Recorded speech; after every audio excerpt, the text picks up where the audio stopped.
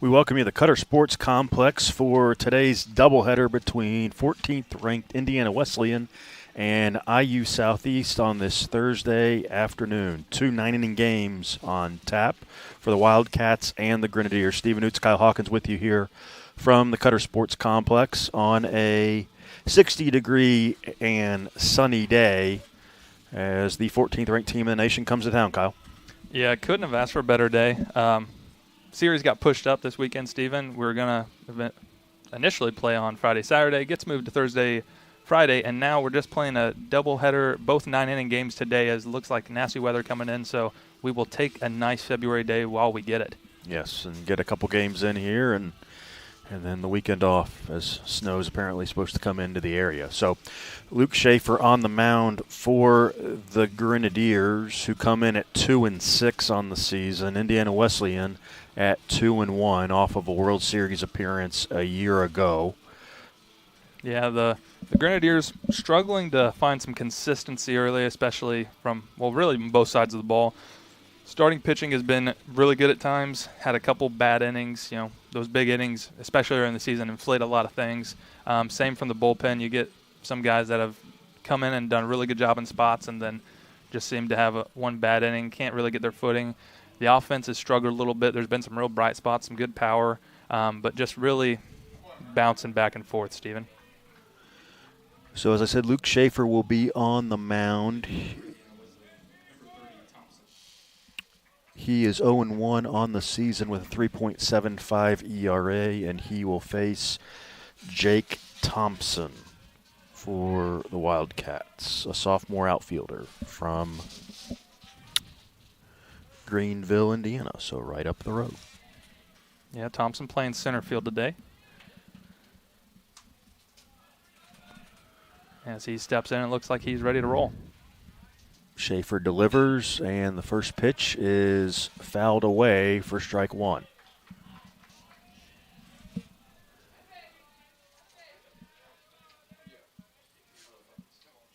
Schaefer's going to deliver the 0-1 here, and that one's fouled straight back, 0-2. 12 innings on the season so far for him. 11 strikeouts to 3 walks. He's surrendered 13 hits and 7 runs, 5 of them earned. The 0-2. Outside 1-2.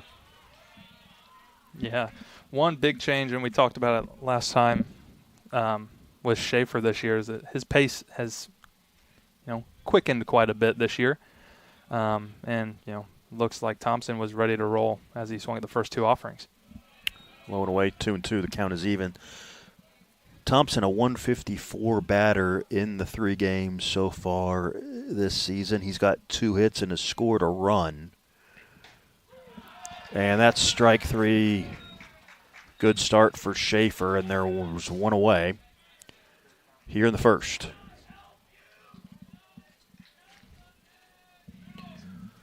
Now it'll be left fielder Matthews. Ty Matthews, a junior from Brownsburg. Swing and a miss. Yeah, a good first pitch breaking ball there from Schaefer. Saw a lot of first pitch fastballs, for strikes rather, in his home debut last week, but mixing up a little earlier here. That's off the plate, 1-1.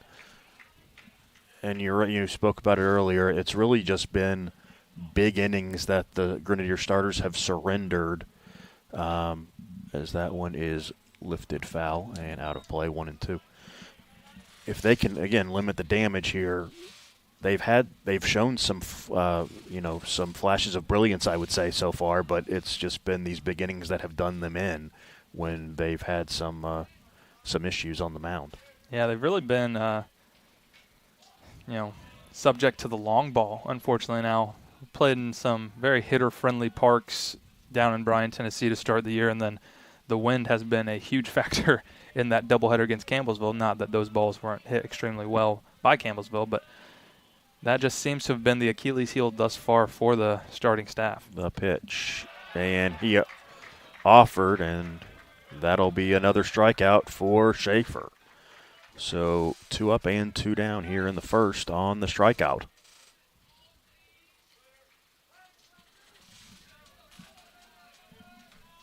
Yeah, good start here from Schaefer. See if he's able to stay efficient. That was one of the things that kind of bit him a little bit. Another first pitch breaking ball there for Luke Roman, the senior second baseman. Yeah, Schaefer would get a couple quick outs last week and then just unable to kind of get that third guy sometimes. So see if he's able to stay clean here. And he's off to a good start, obviously, ahead 0-2 here to Roman.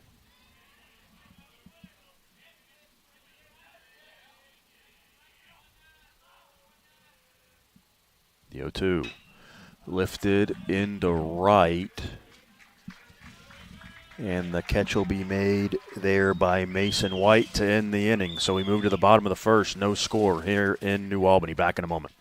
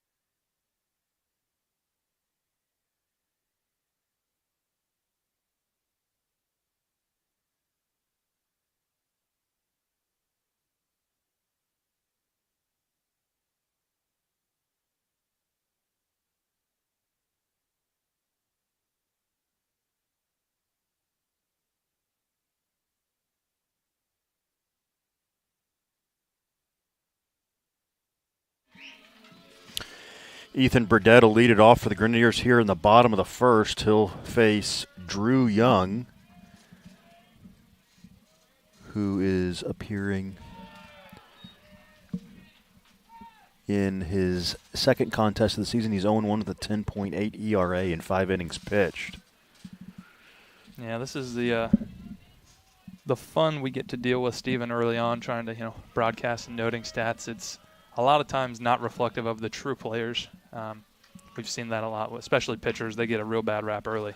There's a chopper to third foul by Burdett. The freshman from Linton, Indiana. Or, I'm sorry, the junior from Linton, Indiana. Yeah, by the way of Vincennes University. One of the 2 remaining junior colleges, baseball programs rather, in Indiana. The pitch misses.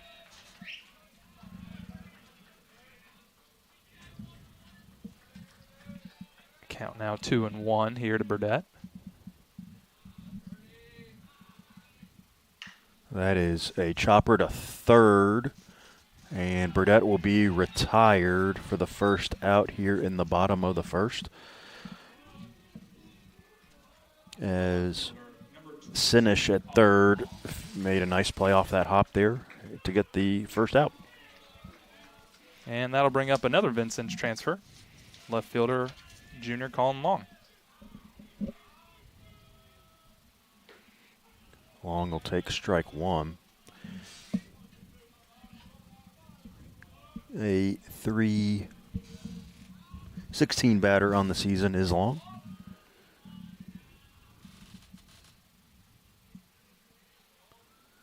Swing and a miss, strike 2. And one of the things we've seen early from the newly led Grenadiers with Brett Neffendorf at the helm is they've done a lot of small ball type action, a lot of steals, hit and runs, bunts, that aspect of baseball. And Colin Long's been in the middle of a lot of that as he's definitely has elite speed. And really the majority of the lineup for the Grenadiers has some kind of plus speed. So it's been a topic for their offensive meetings as they're trying to create some chaos. Swing and a miss, strike 3 as Long is retired. And we saw that really, I think the best example of that was the World Series year that the Grenadiers had, where they had speed, particularly with Clay Wieste and Dante DiCello, who would just create chaos over the base paths. But there were other folks that could also steal bases as well, so it wasn't just a couple, and I think we're back to that here this year with the Grenadiers as well.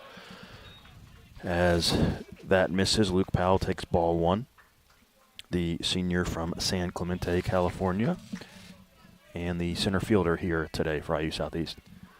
Yeah, Luke Powell's been a nice addition here for the Grenadiers as one of the rare in today's game two-way players, as we saw him make an appearance last week. Comes from center field and just likes to throw strikes from the left side, a definite luxury for Brett Neffendorf. That missed. And he pitched very well in the outing he had here last week.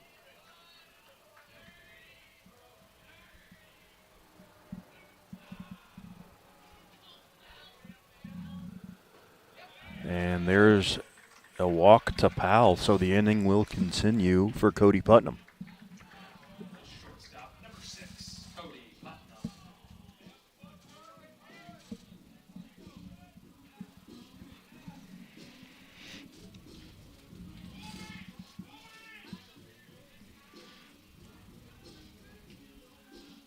Brings up the senior from Evansville, Indiana, shortstop Cody Putnam.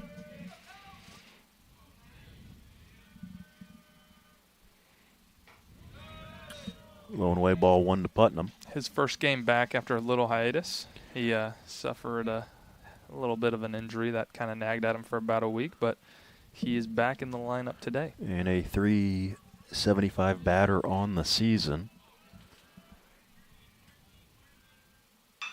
Chopper back up the middle. That'll get through.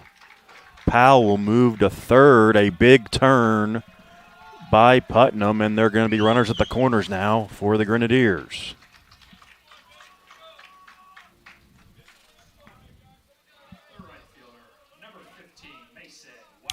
And now the hottest hitter in the Grenadier lineup in Mason White. Yeah, Mason already a trio of home runs and long balls here on the season. Hit a pair in the doubleheader against Campbellsville that I can only describe as traveled a very long way. Let's see if he can add to his RBI total here. First pitch he sees, he scalds into left, back at the wall, and it's off the wall and left. Powell will score, Putnam will score, and a 2-run double for Mason White with 2 outs. A little 2-out thunder for the Grenadiers here in the first. Thought that one had a chance to get out, Steven. I thought so too. But the wind shifting a little bit here. Yeah, the wind just knocked that one down for sure. So Mason will get RBIs 11 and 12 on the season, and IU Southeast is stick to a 2-0 lead here. Now Logan Murphy will be the batter. And a great job there. All of that coming with 2 outs. The 2-out walk drawn by Powell, followed up by the hit up the middle, and then just trying to stay alive in the inning, and the Grenadiers scratch a couple. This is And that bunt attempt that fouled off. Fouled off for Murphy there for strike 1. Say, if this Grenadier lineup gets going this year, they can be very dangerous offensively as they have a really good mix of speed, like I was saying earlier, and some good power throughout top to bottom. The 0-1. Ground ball to short, booted.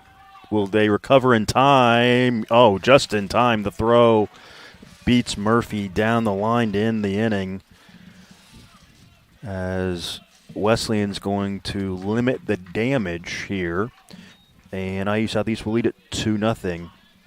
A nice play there by Inglesman to stay with it off the hop and retire Murphy. So we head to the second, 2-0 IU Southeast.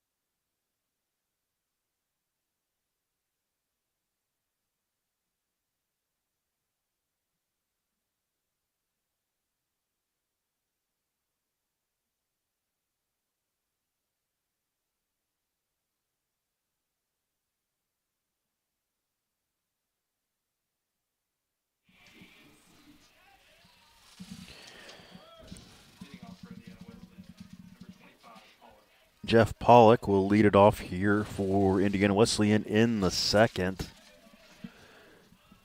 First baseman for the Wildcats offers at pitch number 1 from Schaefer.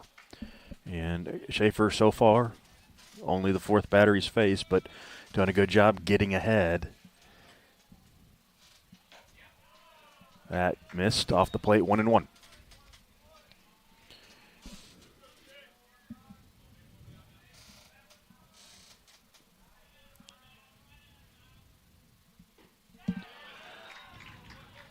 Strike 2. So Pollock on the season, a 200 batter. He has a couple of hits and an RBI. And there's hit number 3 as that shot into the gap in right field. It'll be a single, and the leadoff batter is on for Indiana Wesleyan.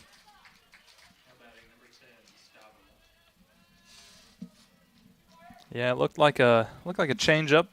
Schaefer, just probably a little more elevated than he wanted to, and a good job from Pollock there. Just kind of stay on it and throw that into right field for the first hit for the Wildcats this afternoon. Now MJ Stavala. There's a strike. Stavala's a graduate student from Oswego, Illinois.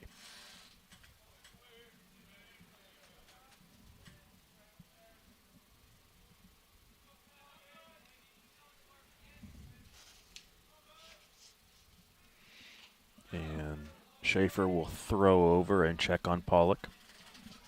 Yeah, relatively veteran lineup here for the Wildcats, obviously off of their first trip to the World Series last year.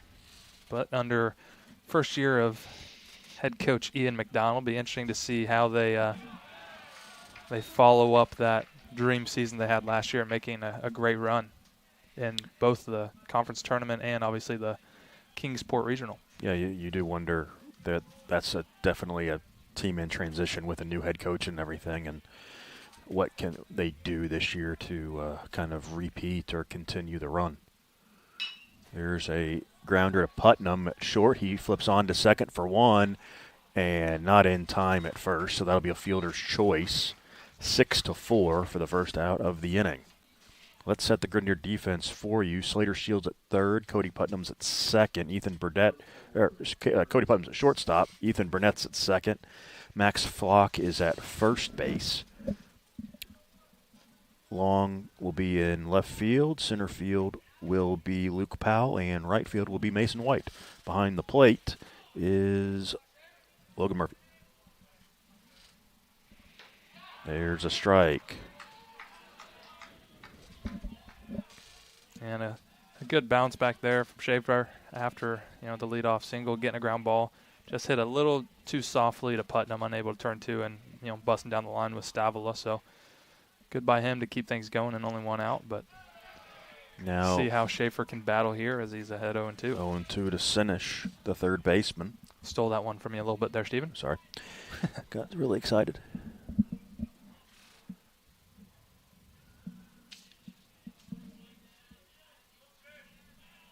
Sinish hitting .444 on the season.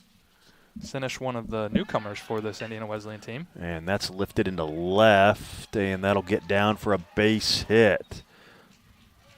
Getting it in quickly there was Long, and a good job there to save a run and keep the double play in order for that matter. So that's exactly what I was thinking. A nice job by Long to cut that off and get it in quickly as well. So runners at the corners now.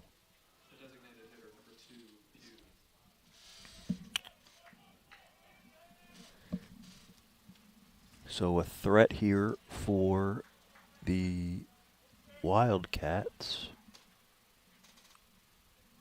And brings up the designated hitter, number 2, Darian Pugh. And a check over there from Schaefer at first. Just making sure Sinish isn't off and running or trying to mitigate as much. Pugh's a junior from Indianapolis.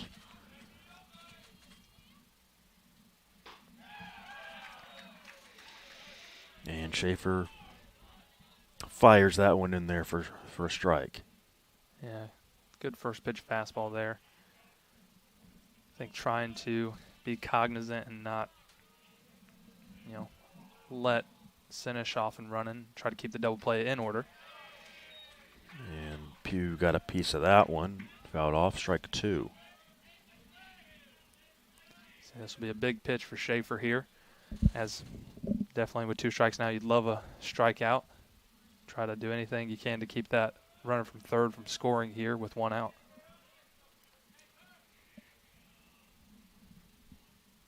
And they'll check over at first again.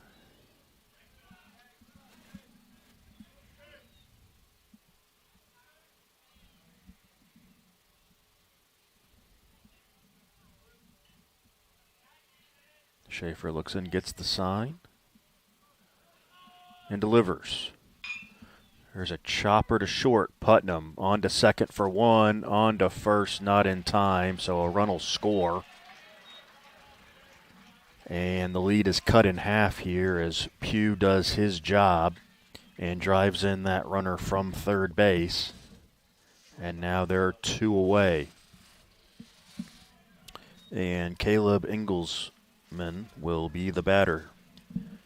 Yeah, and sometimes that's really all you're just looking for. Obviously, everyone would love, a homer, a double in the gap, but even just a fielder's choice there scratches 1 back here for Indiana Wesleyan right after giving up a crooked number. So not maybe exactly what Pugh was looking for, but I think at the end of the day, the Wildcats are going to be happy with at least scoring the runner from third with less than 2 outs. Well, you definitely love productive outs, so that is one of those. They get the run back, one of the runs back here quickly.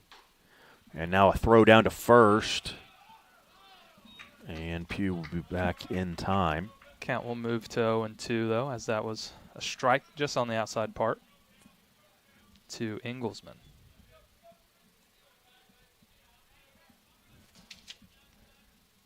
Inglesman, senior from Rockford, Michigan. The pitch from Schaefer. That's strike 3. So Schaefer limits the damage. The Wildcats get 1. And after an inning and a half, it's 2-1 IU Southeast.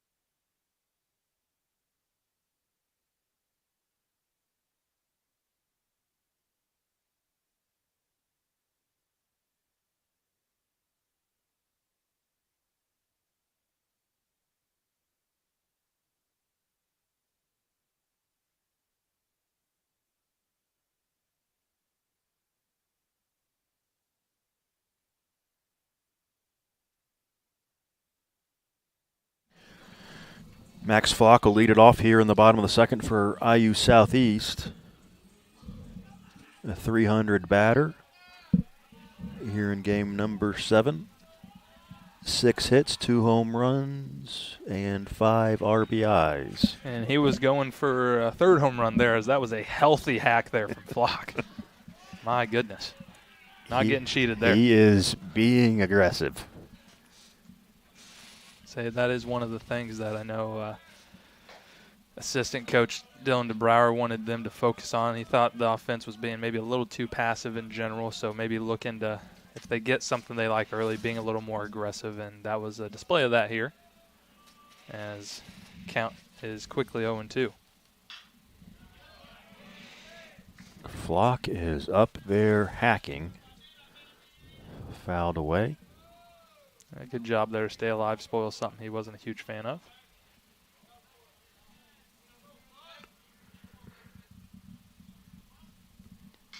Oh, reaches out. Yeah, that was way to makes just battle the universal signal for change up there, as I think he was maybe a little fooled, but still able to get a piece of it.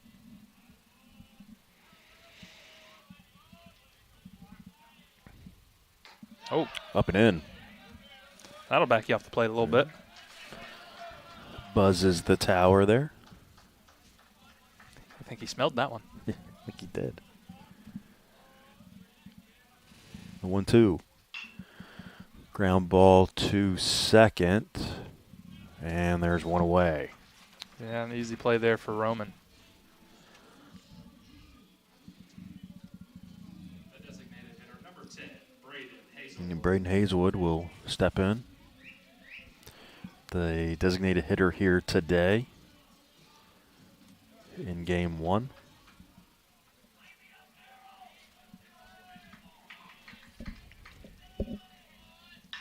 And that's another grounder to Roman, and he's 2 for 2 here in the second. So 1 pitch and 1 out there for Hazelwood. And there are 2 away, and Slater Shield will be the batter. Yeah, and a couple quick outs here after the good battle from Flock. The 1 pitch there to Hazelwood, and we'll see now as he's working quick again. So Young able to get ahead of Slater here 0-1. Shield a 231 batter. 3 RBIs on the season. 3 doubles as well. That drops in a strike. Yeah, a good power breaking ball there from Young, as that appears to be his out pitch from as I've gathered. And Young not unfamiliar with the strikeout, but unable there. And another two out hit for IU Southeast as Shield goes back up the middle with a base hit.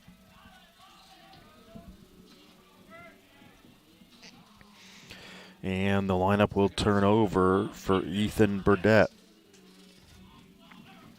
Yeah, and everything the Grenadiers have been able to muster up so far have been with 2 outs. So if they can get something going maybe with less than 2 outs in the upcoming innings, they may have a little more success. But I mean, if you're going to score runs, it doesn't matter when they come, I suppose. Runner goes, and Shields going to slide in safely head first. That'll be a stolen base. And we talked about it earlier. The Grenadiers trying to be aggressive on the base paths when they can. And Shield will have a stolen base there. So runner in scoring position with 2 outs. And a good job there from Slater is that he's definitely made that a focal point of his game, as Burdett is going to look for or watch a strike there, and then a little mishap from the throwback from the catcher. It looked like Young maybe trying to jump and catch it, and then just caught the slope of the mound, unable to get his footing. Yeah, took a little tumble, but nothing coming from it, and he appears to be okay. He's all good and ready to deliver here. Shield with his 6th stolen base of the season. Ooh, and a good breaking ball there, but that's going to miss low. That's what you consider probably a good power slider there from Young. That is definitely a good pitch he's got there. Can the Grenadiers cash in with 2 outs as they did in the first? The pitch to Burdette. Outside. Just able to snare that was the catcher, Vukovsky. That one caught him in the web and almost squeaked out, but able to hang on.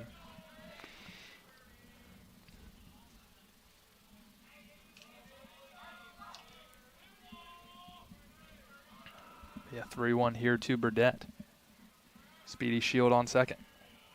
And a That'll pitch be ball clock 4. violation.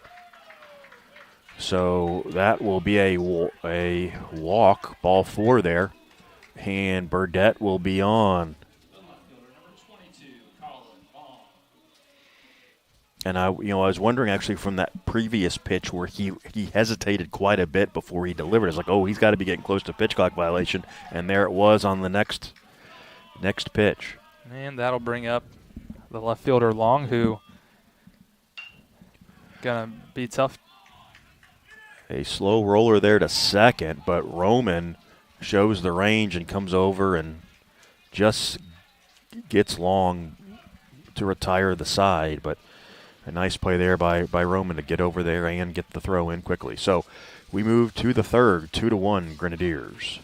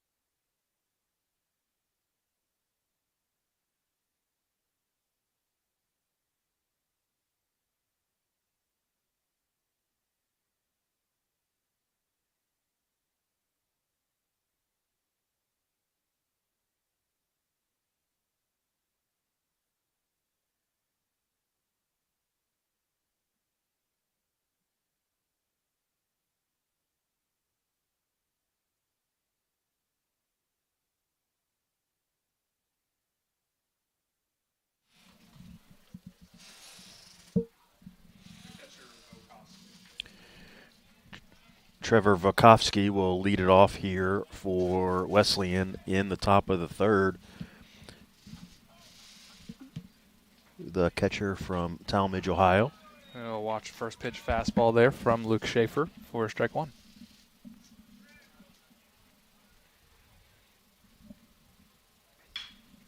That's ripped to third, and a nice play by Shield over there. Yeah, good little pick on his backhand and then able to pop up quickly and have plenty of time to get the catcher down the line. And that's one you just don't want to rush. You know you've got the catcher running there, so just make the play, set your feet, and fire across. That's exactly what he did. Now Thompson takes strike 1.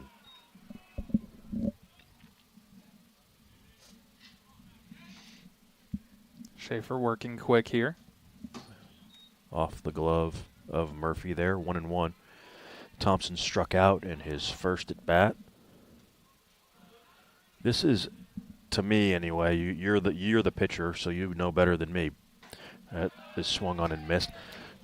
Compared to last year, Schaefer looks much more confident. I don't know if part of that is just he's working faster, but he just seems a lot more, as that one is fouled off.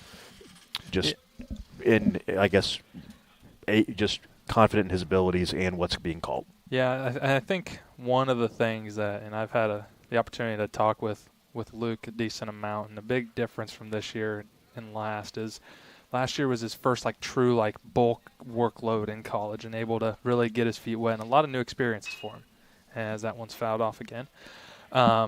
And so as you saw him kind of gained some traction as he went through, and his starts got better and better as the year progressed last year. And I think that experience, along with the new coach in Neffendorf, and that's a loop down the line, and that's off the fence. Wow, that was a headfirst dive into foul territory and up against the fence by Colin Long, and he popped right back up. Yeah, Lucky he didn't find a pole and found the middle of a fence I section. was but like, wow. there's no way he's going to get up from that quickly. But no, he's totally fine going all out there to try and track that ball down. Yeah, But Thompson good stay effort alive. there, but just another foul, and then just buttoning up on Schaefer. You know, with Brett Neffendorf, he has an extensive pitching background, so I think that's also been something in terms of maybe the confidence or the game plan for Schaefer going into things. And then really just the tempo as well has been a focus, I know, of the pitching staff for Brett Neffendorf. So I think that's also, it allows you to, you're not in your head as much and you're just a little more free. It's lifted into center. Powell's going to take a few steps over, make the catch. And that is out number 2. Yeah, and one of the, give me just 1 second, Stephen. So Matthews, who also struck out in his first at-bat, will step in.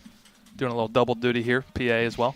One of the things that you'll notice, I think, with the pitching staff as well, as Matthews watches strike one, is even after strikeouts and outs, there's none of the throwing it around the horn as you will traditionally see, Right. and that's a focus from Coach Neffendorf as well. He wants the pitchers to be ready, and it puts like a false sense of like urgency to the hitter because the pitcher is just ready to go. They don't get time to relax. When you couple that with the pitch clock as well, yeah, that's an interesting approach.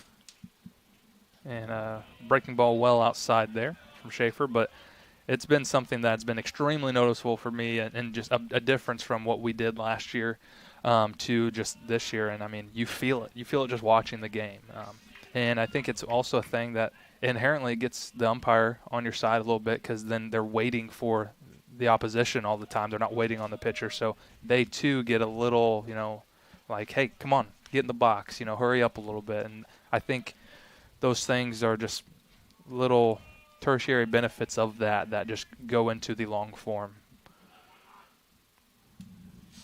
And that swing and a miss. The throw down to complete the strikeout is in time. And a 1-2-3 inning for Schaefer here in the third. We move to the bottom of the third, 2-1 Grenadiers. You're watching IU Southeast Baseball on the Grenadier Sports Network.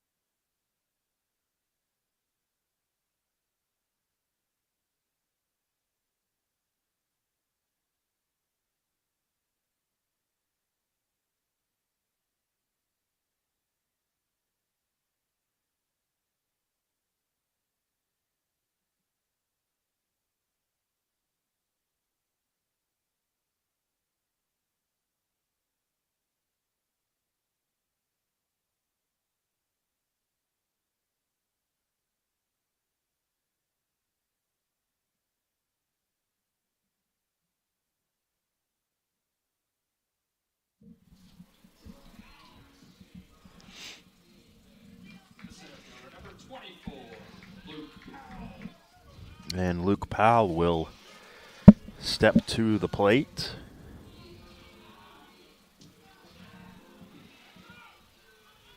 Here in the bottom of the third for the Grenadiers as they try and add on here to a 2-1 lead.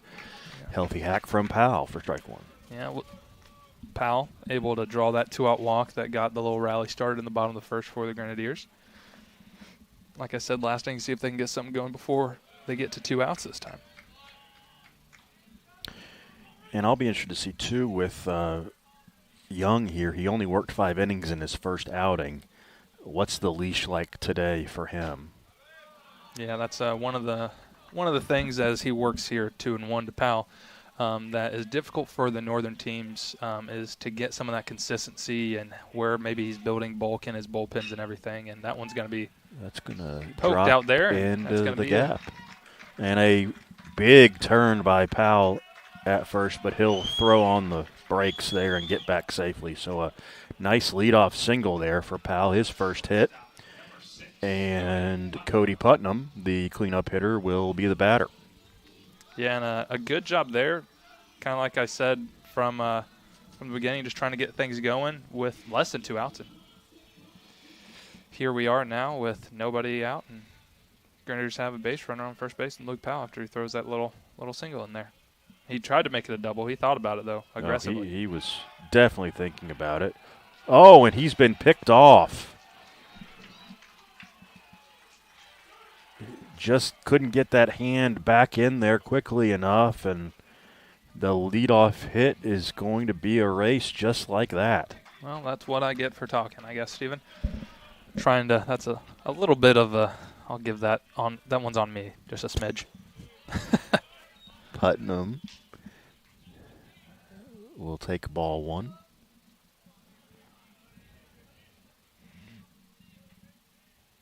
And that's lifted into left. Off the handle a bit, I think. Yep. And right to Matthews for out number 2.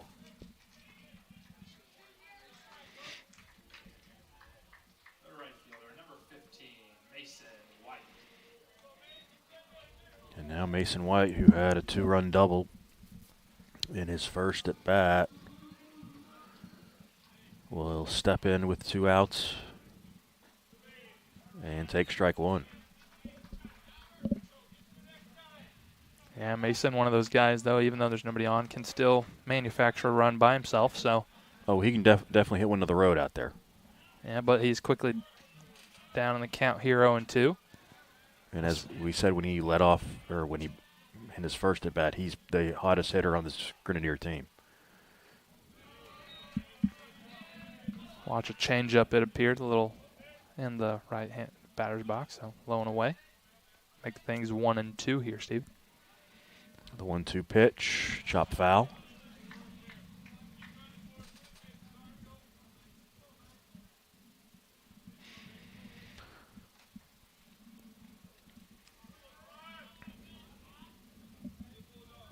Another 1-2 upcoming. That's in the dirt, 2-2. So 2 9-inning games here today. And the doubleheader scheduled for tomorrow has been canceled due to weather. So, and nice at bat here by White to stay alive. So these teams, yeah, they only get 2 games instead of 4, but they're definitely going to get to see quite a bit of each other here over these next, 15 more innings or so. Yeah, and I wouldn't be surprised if you see a midweek matchup later in the season between these two, as Indiana Wesleyan not incredibly far away, it's under 3 hours. So, fouls that off of himself there, but stays alive is White. I know that was a conversation from head coach Brett Neffendorf. You hate to lose games, especially early in the season, but you do have some flexibility later in the year to try to make some up. And when you have some high-quality opponents regionally like we do, those are games that you're definitely okay with having to make up later in the year. And that's fouled down the left field line, out of play. Yeah, I think it has helped here recently that within our area there have been so many teams come up and get ranked that we've got an opportunity to play some non-conference games against some really good competition in relatively close proximity. Yeah, and a really good at bat here from Mason White as he's worked this thing full now and appears to be his 9th pitch or 10th pitch upcoming of this at bat. So a good job here by the senior right fielder. The payoff pitch. Swing and a miss, strike 3 ends the inning, and we move to the 4th. Ends up being a 1-2-3 inning for Young, and we head to the 4th, 2-1, IU Southeast.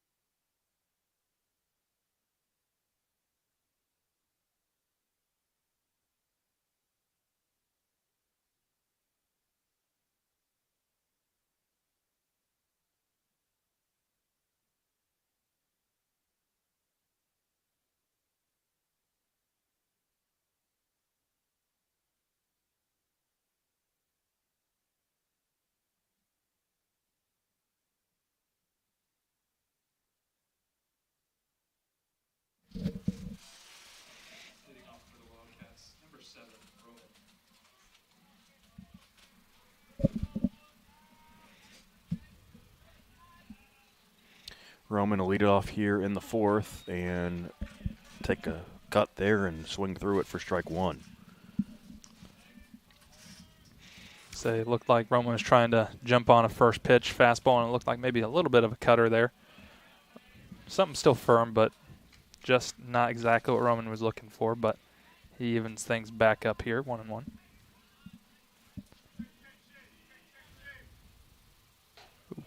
Up and in, 2-1.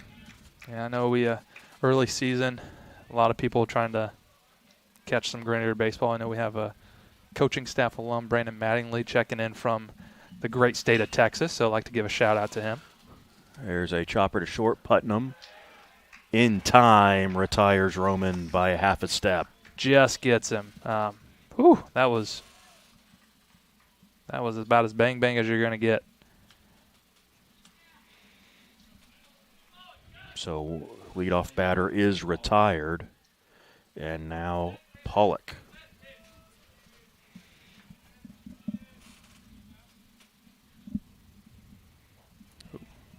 Breaking ball there from Schaefer. Just bounces, but not offering on that one is Pollock.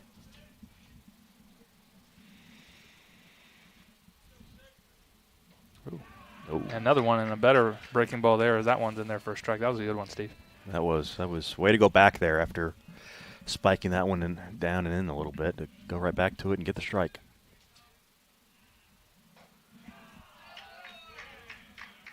Now he's ahead 1-2.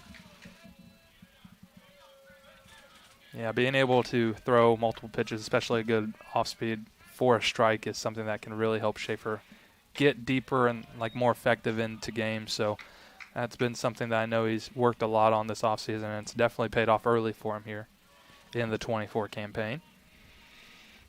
His 50th pitch of the day upcoming. And that's going to be strikeout number 5 for Schaefer.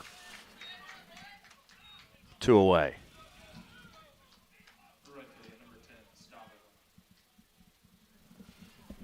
Yeah, a lot of really good breaking ball. The worst breaking ball he threw was for the first pitch there, That's right. actually, that he bounced and then able to just go right back to it. And, I mean, definitely seeing a little different approach here second time through the order for Schaefer. Looks like Stavila tried to maybe show bunt there and just see if he got a different look.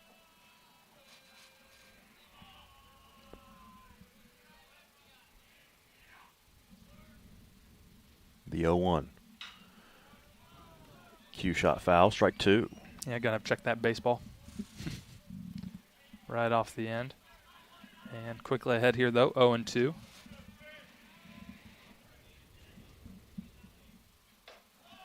Oh, just a little high. Everyone flinched on that one. Yep, I did. It's a good 0-2 there from Schaefer, and Stavila will see a 1-2 pitch here. Just got a piece of that and also got a piece of himself. Stay alive, 1-2 still. Yeah, I mean, not exactly the hitting type of guy I was, so I don't know exactly how that feels, but I can't imagine anytime you foul it off yourself feels good. But you certainly like to induce that in Yeah, your I think, day. yeah, gets their feet moving a little bit. Just as such, there is a great breaking ball. There's going to make quick work of the Wildcats here in the top of the fourth, so the Grenadiers will head to the bottom half, still leading 2-1.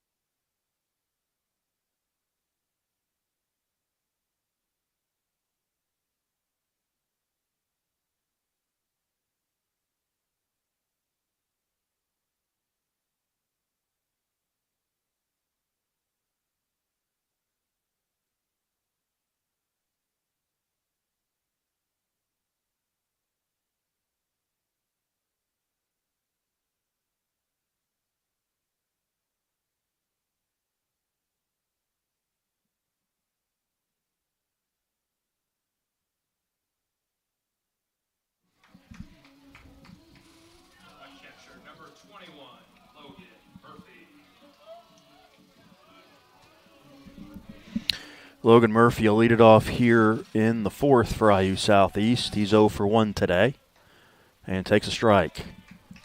And good breaking ball first pitch there from Young. Him and Schaefer developing a pretty good pitcher's duel here.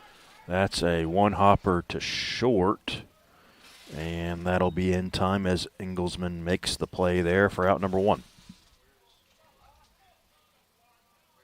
First baseman, number 13, Max Flock.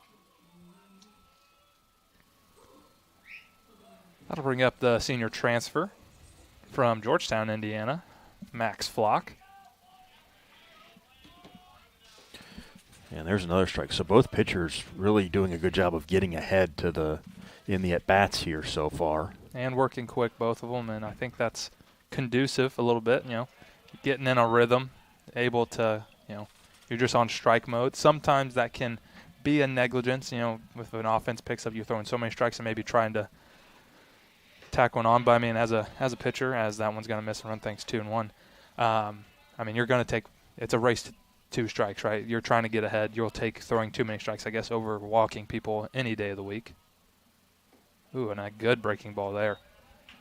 When I think we saw Wesleyan, particularly in the last half inning, trying to jump on any pitches they can because the way Schaefer has been attacking the strike zone, trying to ambush him a little bit. And it looks like they're going to grant time to the hitter. Did not appear that the home plate umpire charged him an offensive timeout, so maybe getting away with one there as the Grenadiers. As that one misses inside to run things full.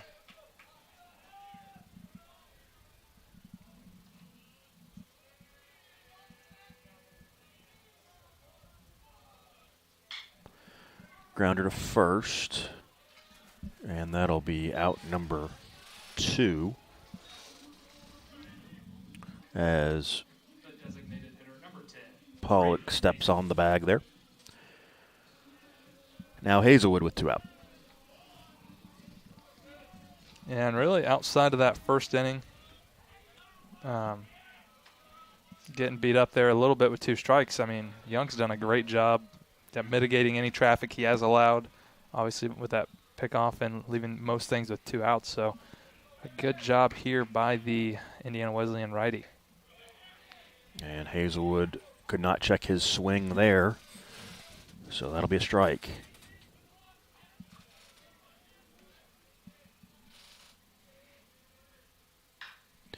Grounder to Pollock. He's been busy. Throws the ball away.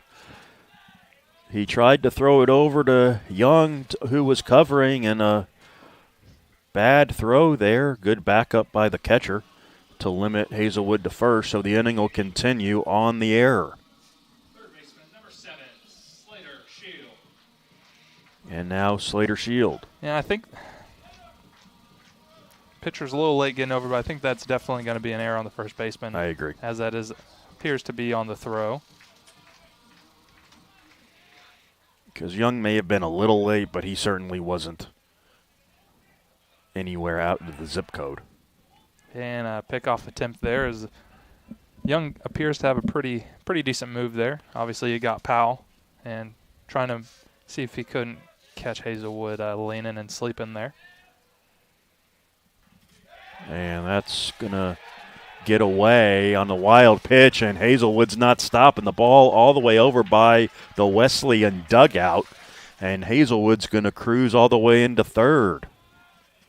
Yeah, the rare 2-base wild pitch that you do not see very often, but as a power breaking ball there that just skated off. It looked like the shin guard of Vokovsky. And it's not like we're playing, at the Oakland A's stadium where there's, 30 yards of foul territory or something here. So just a odd, wild pitch that rolled all the way over by the dugout. You don't see that very often. Yeah, and unable to just find it quickly was Vokovsky. So see here as Shield throws that, just foul. Lands over in the bullpen. Yeah, but Young battling back here, not letting it affect him too much, it appears, as the count's 1-2. But we'll see if Shield is able to keep things going with 2 outs and find himself an RBI. Can Shield tack one on here after a couple of gifts from the Wildcat defense? Grounder to short. And that's going to be in the dirt and go out of play.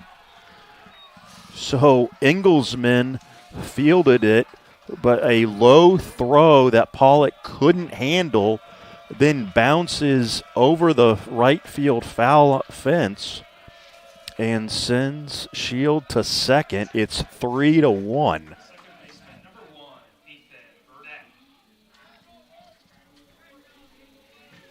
That was a bit of a slow roller there, but, it looked like the play was going to be made, but it just a throw in the dirt got away from everybody. Yeah, it was not incredibly hit hard, kind of backhand side to the shortstop, and he had to get rid of it because, as Shields a pretty fleet of foot there, as Burdett will watch strike one, and just rushes the throw a bit, short changes the first baseman Pollock, and he's just unable to make the grab and just kind of aided it out of play, actually, to allow Shield to go to second. That's right. So now another runner in scoring position for Ethan Burdett. And 1-1. Looks like we have some sunshine peeking through the clouds here.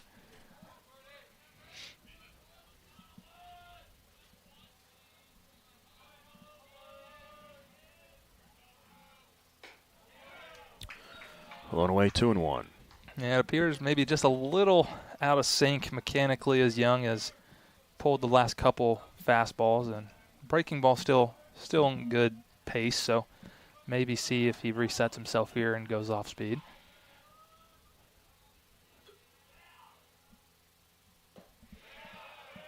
That missed.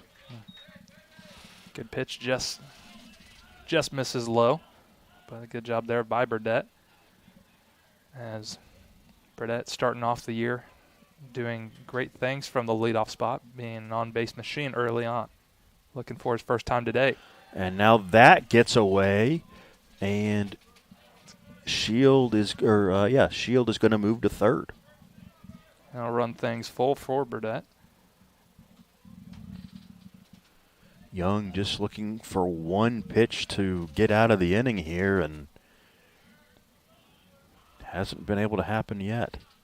But a 3-2 here.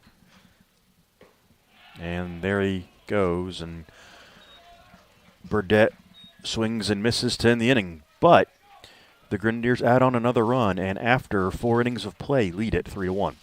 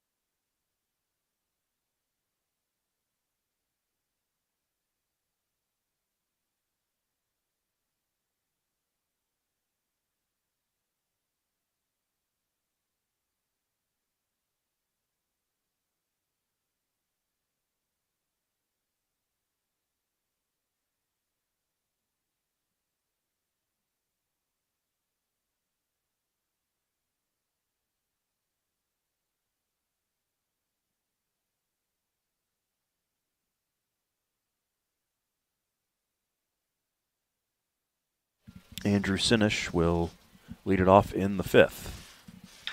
And foul the first pitch off for strike one. And another display there. I think you nailed it on the head last inning, Stephen. It looks like the Wildcats have kind of adjusted their game plan to Schaefer, as he appears to be, attacking the zone early, and we'll see how he's able to mix things up and keep them off balance, as he Looks like Sinish has fouled first two away here to make things 0-2.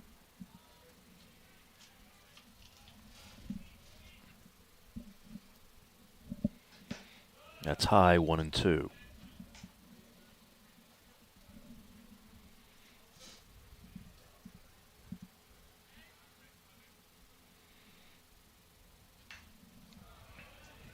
Fouled back again, and we'll redo it here at 1-2.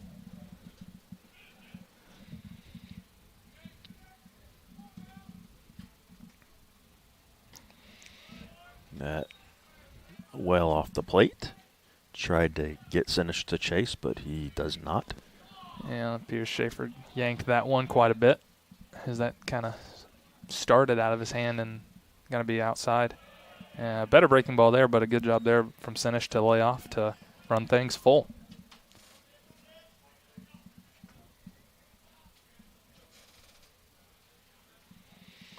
There's the strike. Just blows it past him there for a strikeout. Number 6. Sorry, 7. As my computer updates.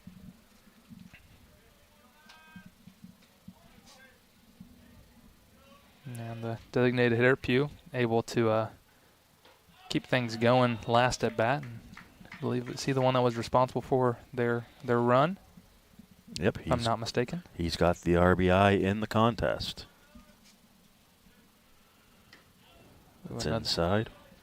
That one just misses him. Another similar to kind of what I was saying about Young. It appears Schaefer maybe a little off sync just adversely with his breaking balls. He's pulled the last couple of those.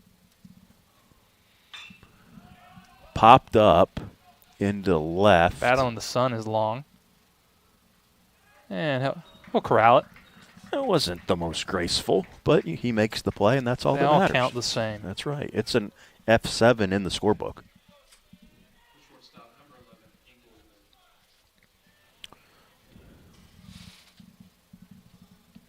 That'll bring up the shortstop for Indiana Wesleyan. Number 11, Caleb Ingelsman. Ingelsman did a good job in the last half inning trying to get into the ball on the backhand side in the gap, or in the 6-hole rather, but unable to make the clean throw that allowed the Grenadiers to get that single insurance run. And he's behind 0-1. That one just misses outside. Schaefer wanted that one, but I'm going to have to agree with crew chief Brad Wilson on that one. And that's inside 2-1.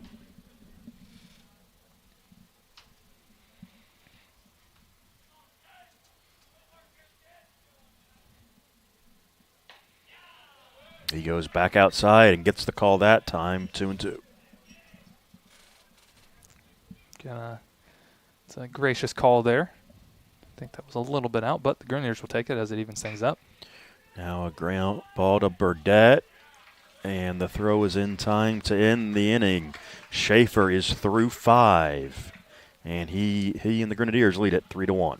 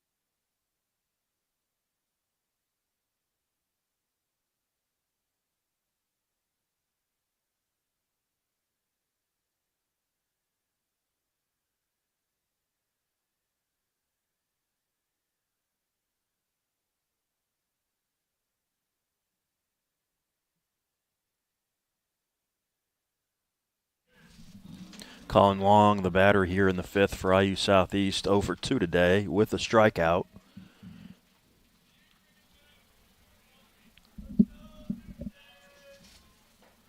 And he'll take ball one as the Wildcat bullpen started rattling around in the previous inning, and they have a man throwing. As Long will chop one into right field Through the for right a side. single. Yeah.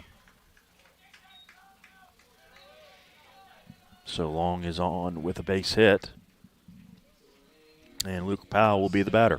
Number 24, Luke Powell. Yeah, and it looks like the rumbling in the bullpen for Indiana Wesleyan is sophomore right-hander number 22, Grayson Knight, native of Westfield, Indiana.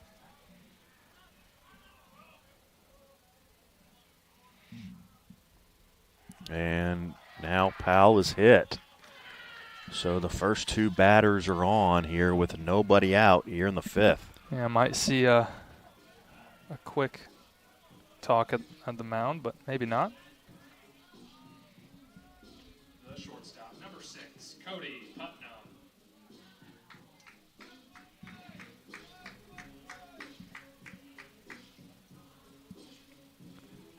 Yeah, Powell took a little bit of an extra jog down there at first base rather.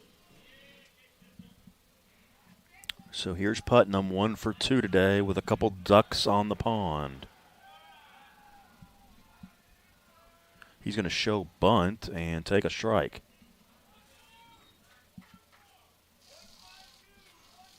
Putnam would love to find his second hit of the afternoon. As this middle third is sometimes some of the most impactful in late game situations. Able to at least scratch a couple, add some insurance runs here would be huge for the Grenadiers. Foul back as Pollock is now in on the grass at first base.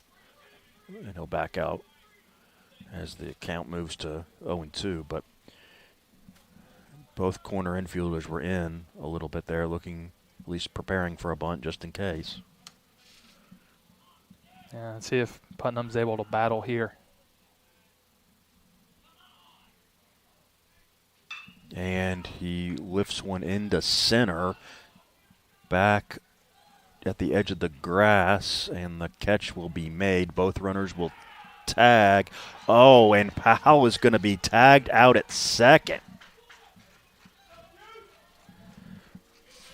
A nice throw in there by Thompson. He went back, made the catch, and then threw into second where Powell was tagged out. And now Mason White will be up with 2 outs once again, and this time there's a runner at third, and before that, it looks like there's going to be a meeting on the mound here as Wesleyan's going to try and wiggle off the hook with Drew Young, it appears.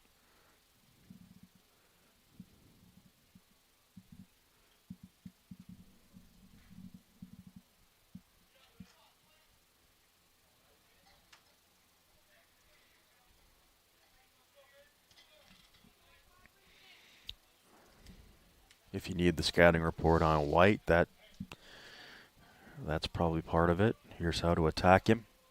Definitely not the guy you want up in this situation with a runner at third when you're trying to get out of the inning. Ball 1 to White, who is 1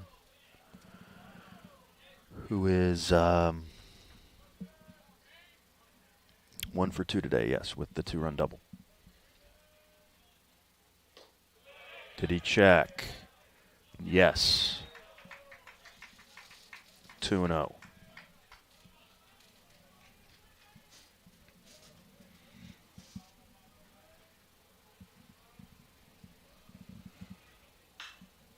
And that is popped up. Pollock makes the catch, and the inning is over. We move to the 6th. The Grenadiers strand a runner It's still 3-1 IU Southeast.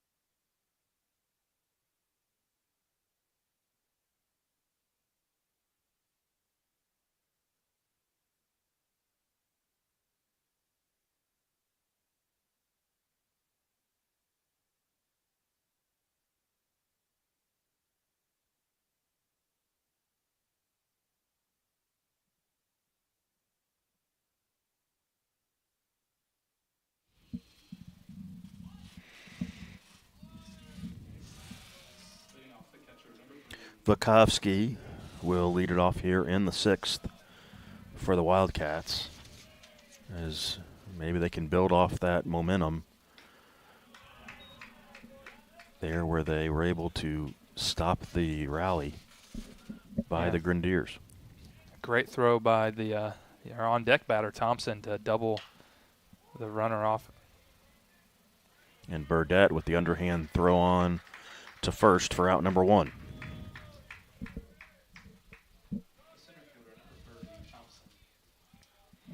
This will be Schaefer's 75th pitch of the game. Here as we play in the 6th. If you can get 7 innings out of him, that's you're going to be thrilled with that. That looks like it could be in play here. First pitch fouled back by Thompson. He's 0 for 2 with a strikeout. Yeah, one thing haven't noticed yet that we noticed in his last start is near the end of his leash, he started getting a little more erratic, not as many first pitch strikes as that's been kind of his MO so far to start the year. So still going strong so far. Hopefully can keep things in order. And he's ahead here 1-2. That one's a dangerous one. Slashed out that way. No raucous reaction, though, so I think everyone's fine. And that's chopped foul the other way. Good spoil there from Thompson with 2 strikes.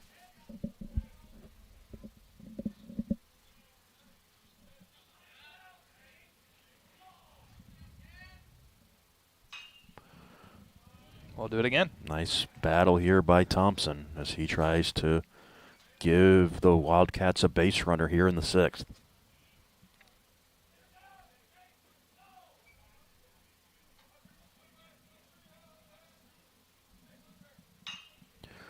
Sent into center, and that'll drop in front of Powell for a 1-out single. The 3rd hit of the game for the Wildcats.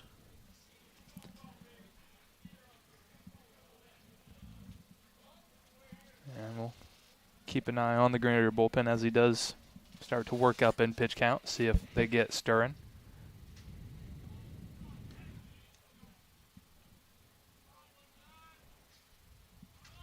Matthew shows bunt, takes a strike, and they throw down to check on Thompson, but he dives back in safely. And looks like Flock did an attempt there to impede his progress back to first base, but Thompson did a good job kind of swimming around it. Going to be safe anyway. And they'll check on him again. That was a little close, but Thompson's back in safely.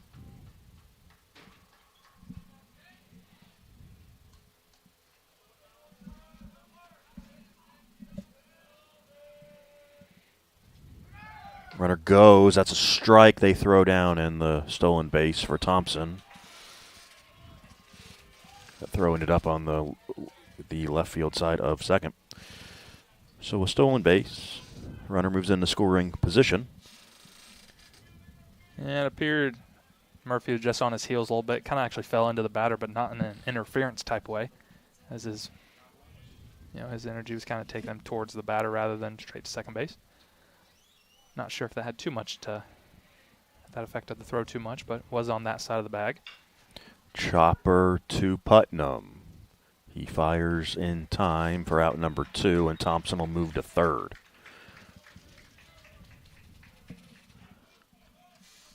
Second baseman, number 7, Roman. For Thompson, that was his second stolen base of the season. That'll bring up the second baseman, Roman, who's had a pretty active day in the field.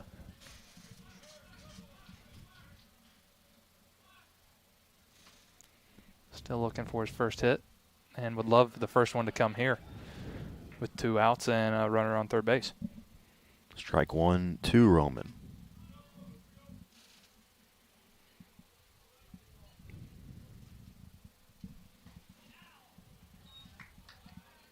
Back-to-back breaking balls there. That one not in there for a strike to even things up at 1-1.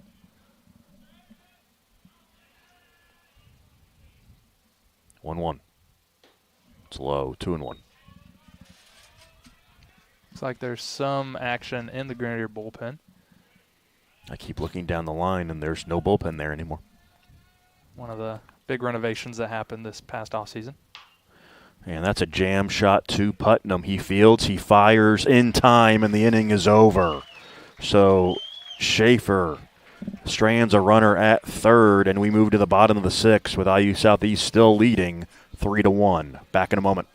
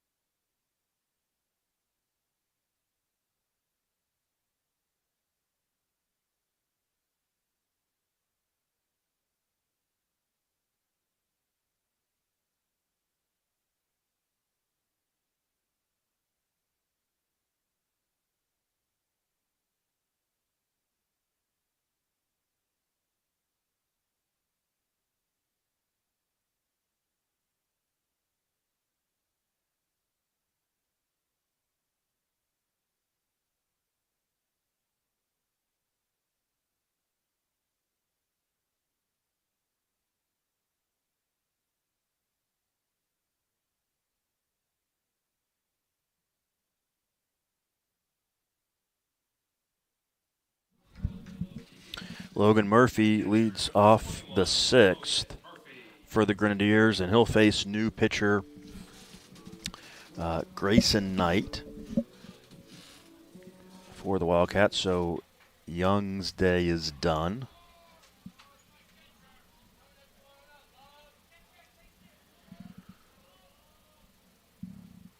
Murphy takes a strike. Get the final line for Young.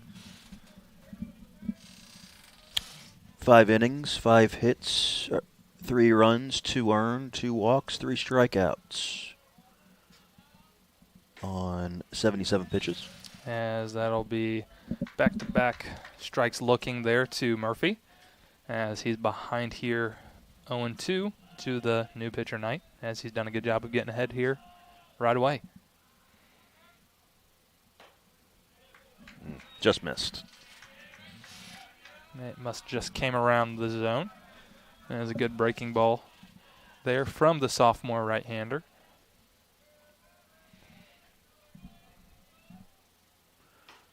And that's off the plate. 2-2.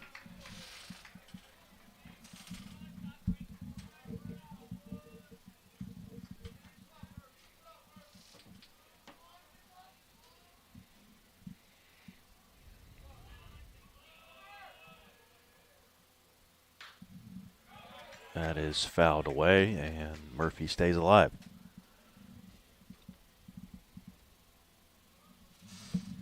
Murphy, Flock, and Hazelwood due up here in the 6th of IU Southeast.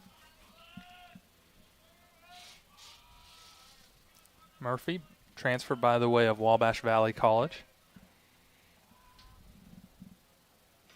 That's high, and the count goes full. Say, in their respective areas anyway, as Indiana Wesleyan went to the World Series last year. Wabash Valley also went to the Junior College World Series. So, payoff pitch. Lifted into center. Thompson underneath it makes the catch for out number 1.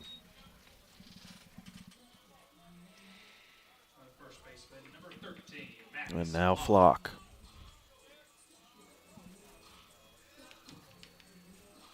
so we touched on a little bit in our opening day broadcast, but a lot of new faces for the Grenadiers this year.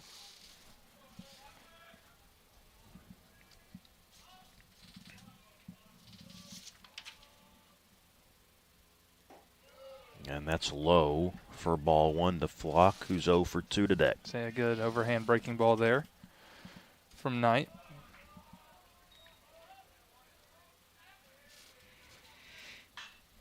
And that is lifted into left. That is hit high. And again, the sun plays a role. But a nice play there in left by Matthews to make the catch for out number 2. He called off the shortstop Engelsman and made the play. So now Hazelwood, who's 0 for 2.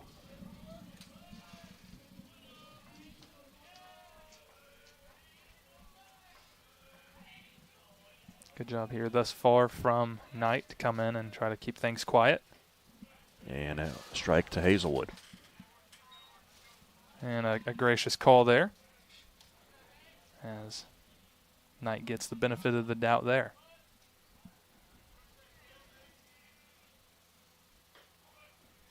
And that missed 1-1.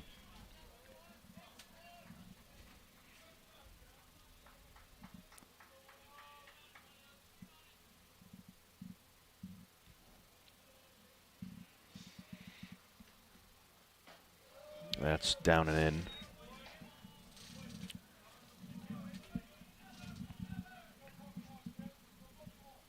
Hazelwood would love to continue the trend of Grenadiers getting some action going here with 2 outs. This is Knight's 2nd appearance, by the way. No ERA for him. Fouled off by Hazelwood. He's worked 4 innings, given up 3 hits, a couple of runs. They were all unearned. He's struck out 6 and walked 2 entering today. Yeah, and I think it's a little bit of a piggyback situation, as you see, as Knight started his only other appearance, and with the series getting condensed from 4 games to 2, probably seeing a lot of starting pitchers in this one, as you know, both head coaches trying to get their 4 starting arms that they'd had lined up some work. The pitch. Lifted into left. Matthews makes the catch, and the inning is over. We move to the 7th. IU Southeast still leading 3-1.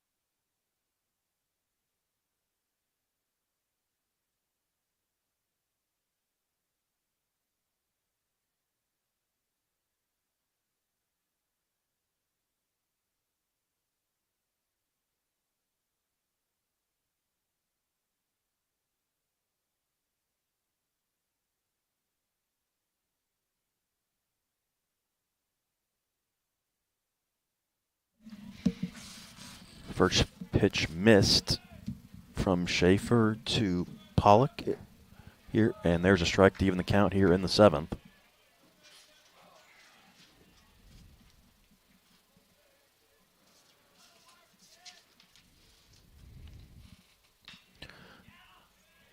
Fly ball into shallow center. Burdette dives and can't make the catch. Into no man's land there. Powell wasn't going to be able to get there. The only play was to Burnett, and he couldn't hang on as he made a diving attempt. So Stavila will be the batter here with nobody out in the 7th, and he'll be the tying run at the plate. Well, it looks like we're going to get a runner at first. Appears to be number 16. That would be junior from Marion, Indiana, number Colin Yoder.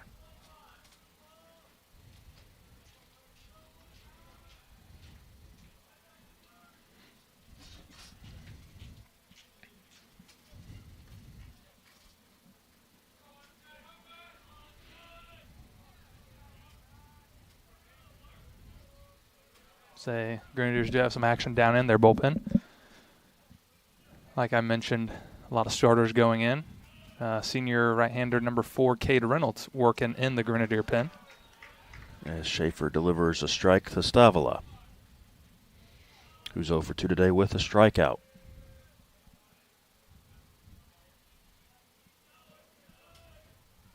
Throw over. Nothing doing there at first.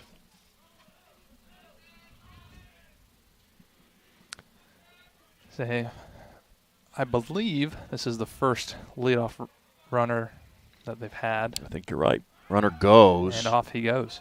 Throw down and not in time. So, stolen base there by Yoder. And a runner moves into scoring position.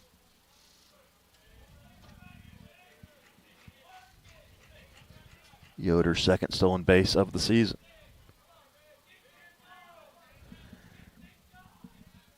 The 1-1. Swing and a miss. Yeah, I'm really going to test Schaefer now. Obviously with a leadoff runner getting stolen base and into scoring position now with nobody away. And see a big spot here from the middle of the Indiana Wesleyan lineup.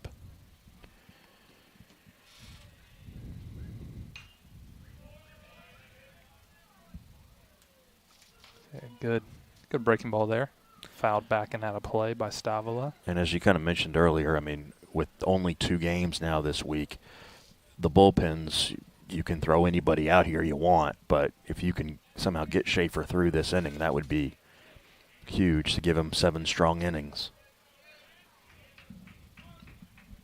He's up to 90 pitches. And they shot to third. Shield dives and makes the catch. The runner will advance to third on the throw. Great play there from Shield, though, on the backhand. A rocket down to third. He was able to snag that and make a good throw across for the out. Definitely saved a run there.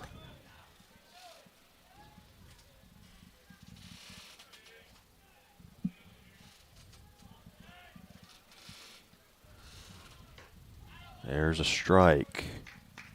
And, I mean, and a good job there from the pinch runner, Yoder, able to still advance up and, you know, Flock over at first base looked at trying to go across but just couldn't get a handle on it. So now putting you at third base with less than 2 outs, there's a lot of things that can help score you from there. It's a, you know, there's an advantage in being at third base with less than 2 outs and making that risk, right? Because if Flock gets that cleanly and throws it across, you never know. But Sinish now the batter. They throw down. And they got They got him. Yoder didn't get back in time. He didn't slide either, and he's picked off. And they thought that was the end of the inning, and it is not. Well, so we play 3 outs in this league, Steven. We definitely do. I don't think they've changed that yet. Nope, that was a ball. So the count is 1-2. But a great job, a great throw there, and a good little deke from Shield. So now 2 away, and the bases are empty. Huge play there from Murphy. A heads-up play there by Murphy to go down here in your right to kind of Shield deking the runner there, who had no intention of diving back at all, and he's picked off. And that'll keep things at 1-2.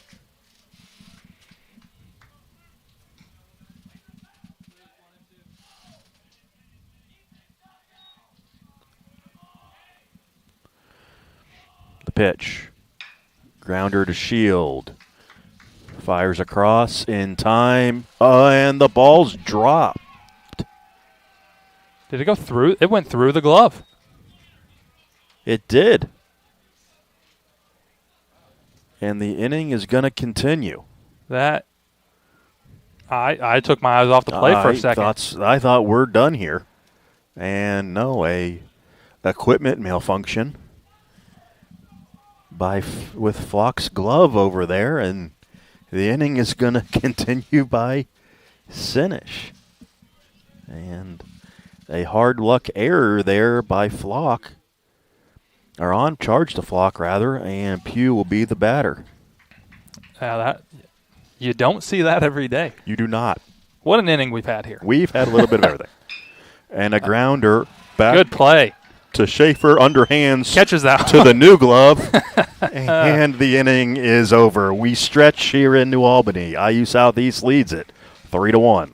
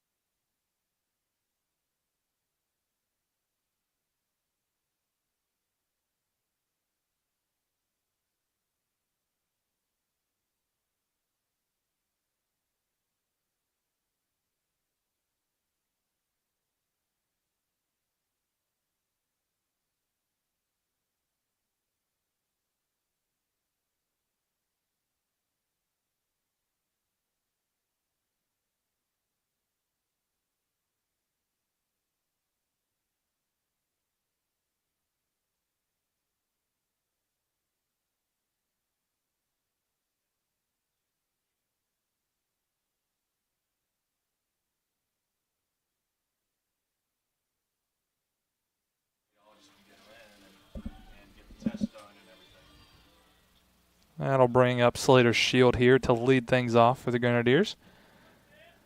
Knight back out in his second inning of relief. And first offering to Shield will miss just on the outside part. So yeah, a crazy top half of the inning as we had a little bit of everything there. But score stays 3-1 as that one's going to be slapped into left field by Shield for a leadoff hit for the Grenadiers.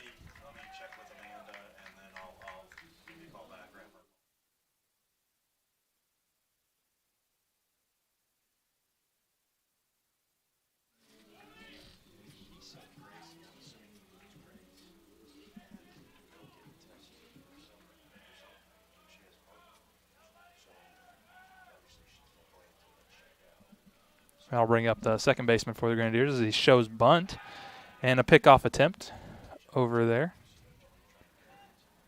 Back in plenty of time is Shield.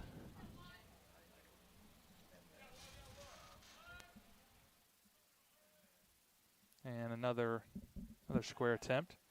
And carbon copy as a pickoff attempt. Back in plenty of time is Shield.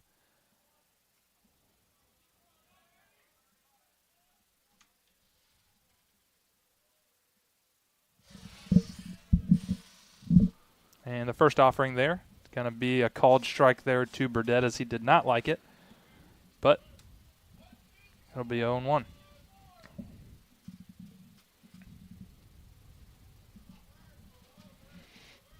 See if Shield gets off and running here early in this at bat. That may be what Wesleyan's concerned about as they throw over. Yeah, it does appear so, as looks like maybe they're trying to guard against the bunt and the steal at the same time. And that one is going to be fouled. Just catches a piece of that, but 0-2 now to Burdett.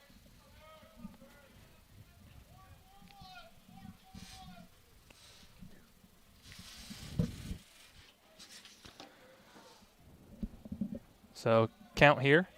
No balls, 2 strikes to Ethan Burdett with nobody out.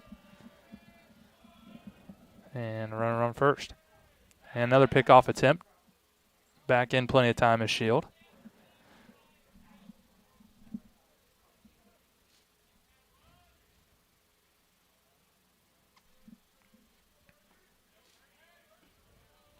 We'll see if Burdett can battle here and make something out of an 0-2 count. Ground ball to second, or shortstop rather, out at second is Shield. So a fielder's choice. And there's one away. As Shield and Burdett will trade places. And now Colin Long will be the batter with one away.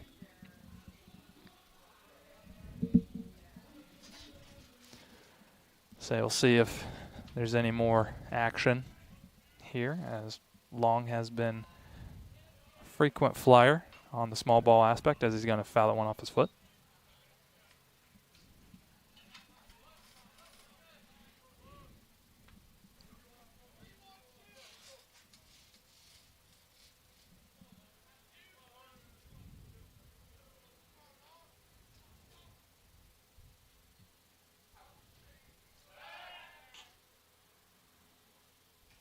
Good move there from Knight, but back in plenty of time is Burdett.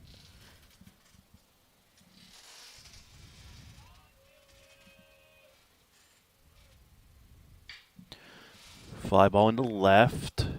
Off the end of the bat a little bit, so not going to get out of here. And Thompson actually is going to range over and make the catch in the gap for out number 2.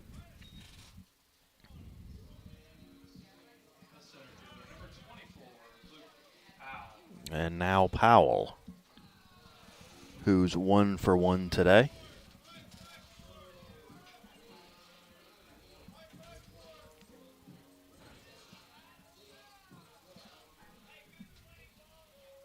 See if Powell's able to get a hold of something. Throw over, not in time.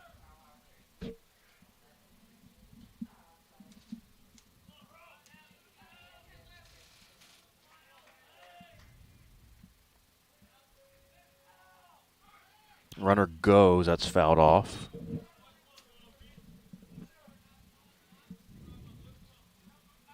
As Burdett was off on the pitch, so see if he stays in action or if Knight gives him another look. Ground ball back up the middle, that'll be a base hit. So Powell is on again. Burdett's going to move to third, and there are runners at the corners with 2 away.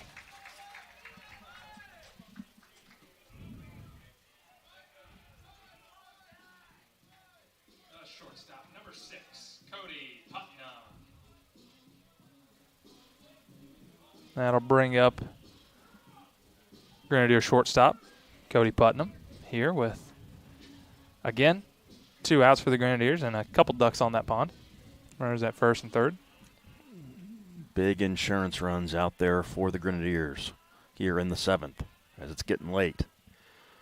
Can they expand on this lead? Putnam takes ball 1.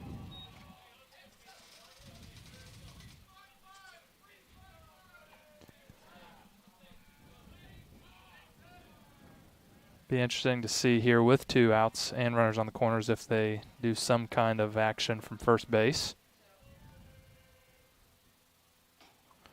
off the plate. Maybe try to steal a run the old-fashioned way. Yep. But nothing brewing on that pitch, as Putnam is ahead here 2-0.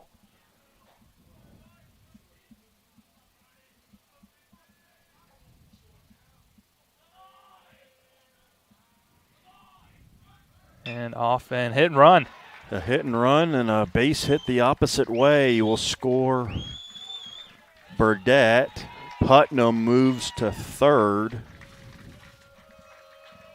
Or rather, Powell moves to third. Powell moves to third.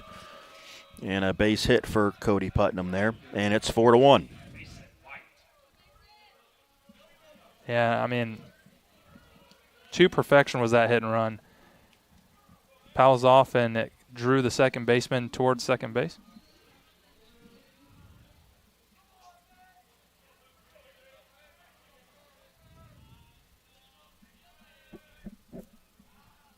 Runner goes, and Putnam will steal second without a throw. So now 2 runners in scoring position. For the dangerous Mason White. He would love to get another 2-out knock here, as he did in the first inning. And drive in a couple more.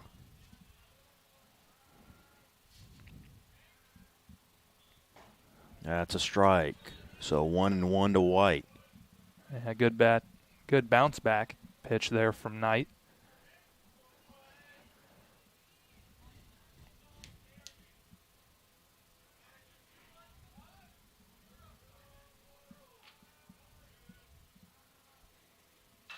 Foul back.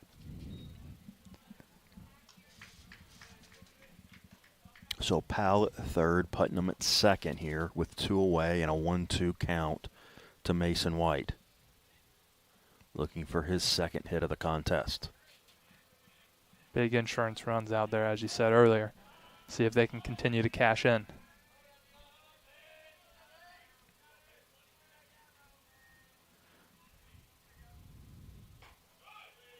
Two.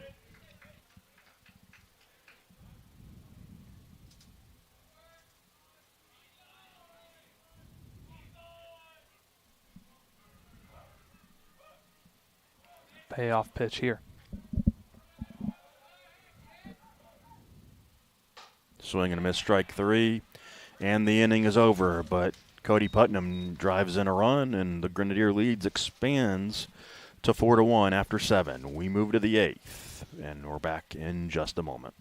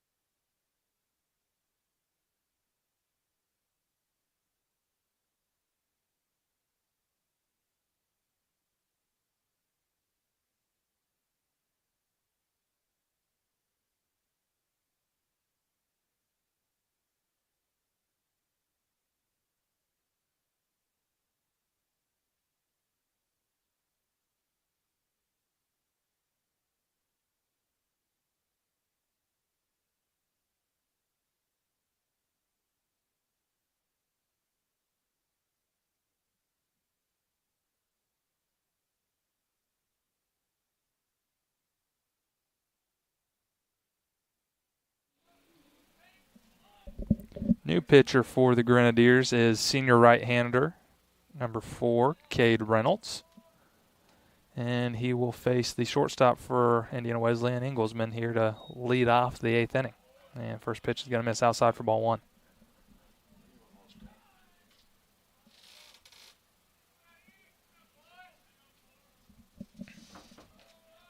And the 1-0 here is going to be slapped into right field for a leadoff base hit by the Wildcat shortstop. And it looks like we're going to have a pinch hitter, number 19. So that'll be Quinn Williard, the junior from Downs, Illinois, to pinch hit.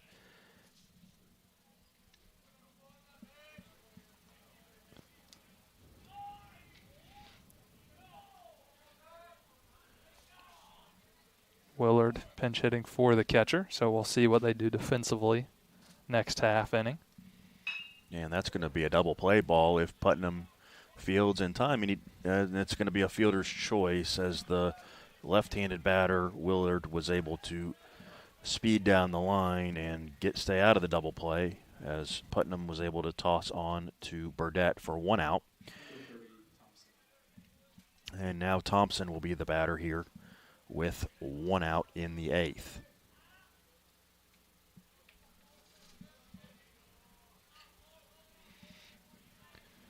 See if Reynolds can get another ground ball, possible double play candidate.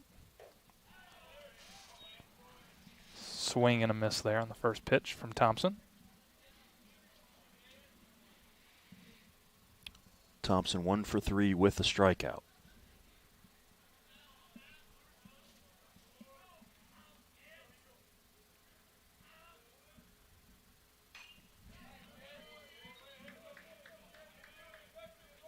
Quickly ahead here, 0-2 is Reynolds.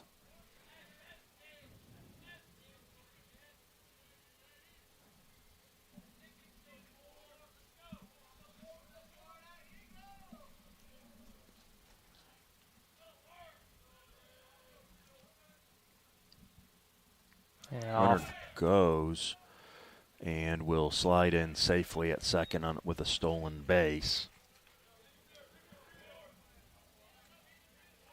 So Willard will have his first stolen base of the season. And he moves into scoring position here with a 1-2 count.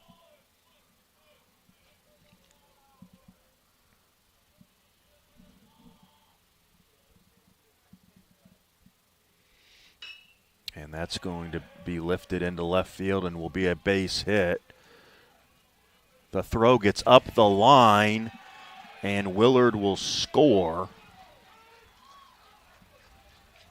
So no real chance for Murphy to tag Willard on the play. So a run will score, and Thompson will move to second on the throw.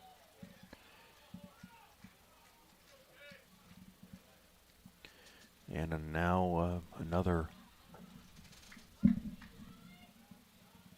runner in scoring position for the Wildcats, and the tying run comes to the plate. Yeah, an interesting decision there not to cut that one off, as they had plenty of time, as it was an aggressive send by third base coach for Indiana Wesleyan, but and quite a big secondary lead there by Thompson, too, on that first pitch. Matthews the batter here, and he's ahead 1-0.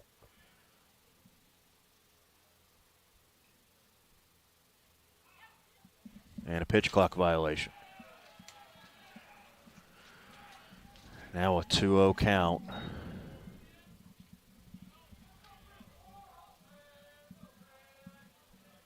To Matthews.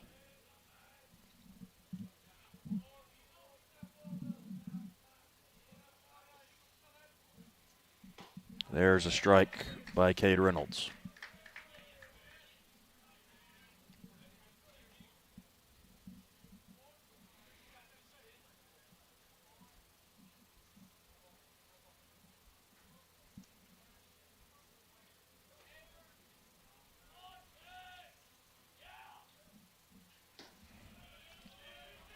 and the throw's in the dirt.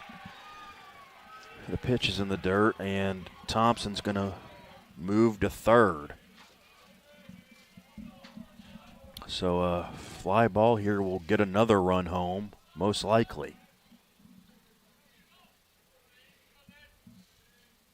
Yeah, just unable to settle in is the battery here with Reynolds and Murphy, just unable to get on the same page. So The payoff. Chop foul.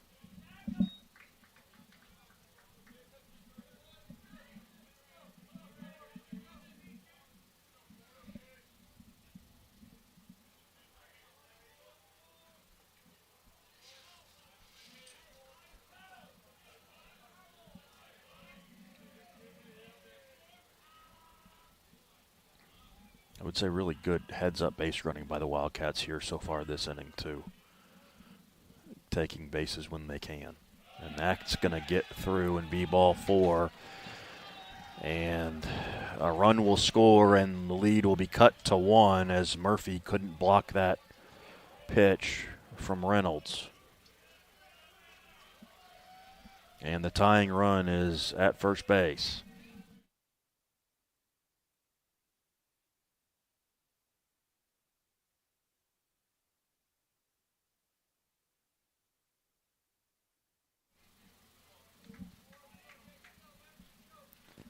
So quickly a one-run ball game rather, as it looks like we're going to have another pinch hitter. Or is it a pinch runner, actually? Yeah, it's going to be a pinch runner, I think.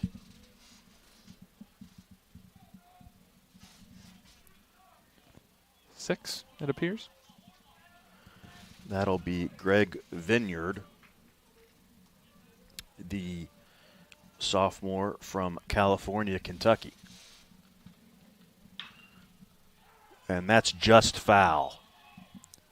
As Big break there for the Grenadiers. yeah, Roman just pulled that foul. And there's some action in the Grenadier bullpen. IU Southeast trying to hang on, do the one-run lead here in the 8th. Still only one out.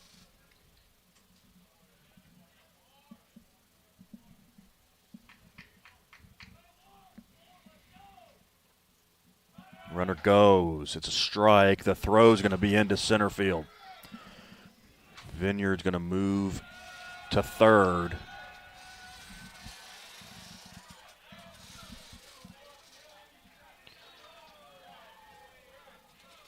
And this is kind of what we've seen so far in the losses for IU Southeast. An inning just kind of snowballs.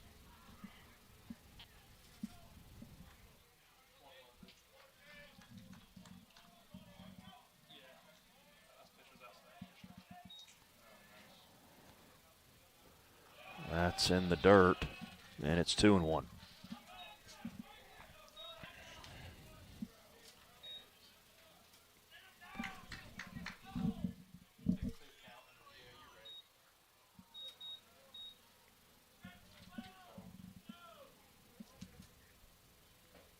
And that's low, 3-1.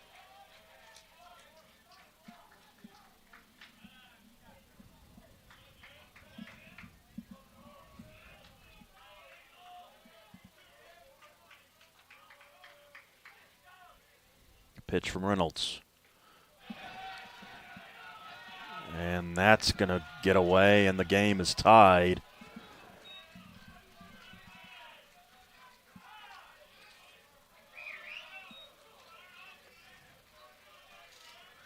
That should only,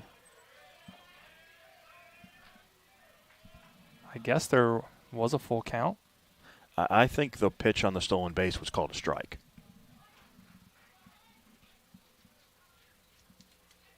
So it'll be a drop third strike, and the runner goes to first on that play, and the run scores, so we're tied.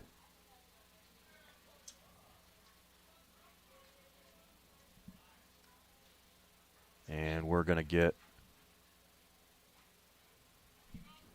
a meeting on the mound.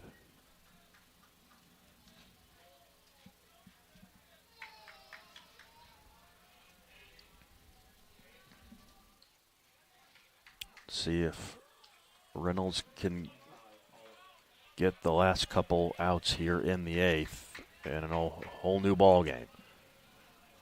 Pollock is the batter.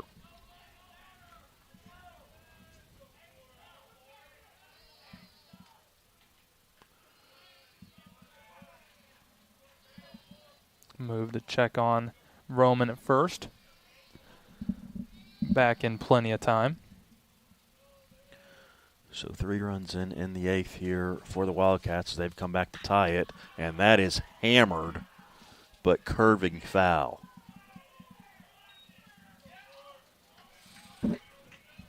Yeah, Pollock did not miss that one, just out in front. So good break there for Reynolds, but just a long strike.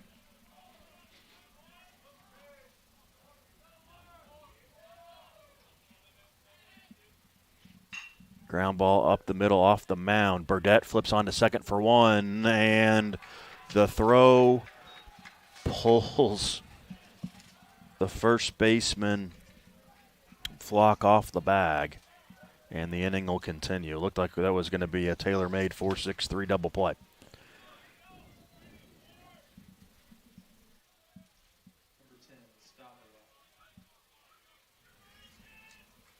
I'll bring up the right fielder for Indiana Wesleyan, Stavila. He's 0 for 3 today with the strikeout. Down and away, 1-0.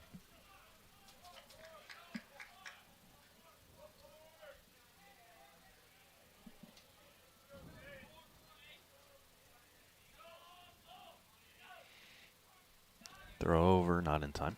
Maybe caught him leaning just a hair, but still back in plenty of time.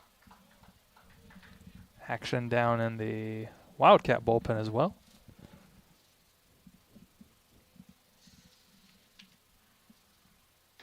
That's a strike.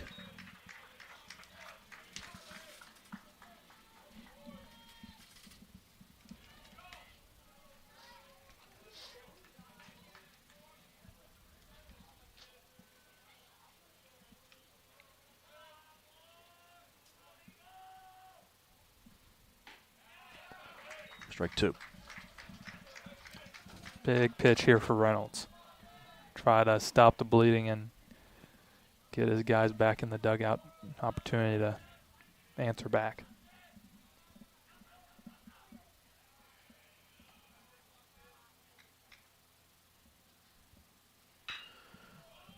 Lifted into left center.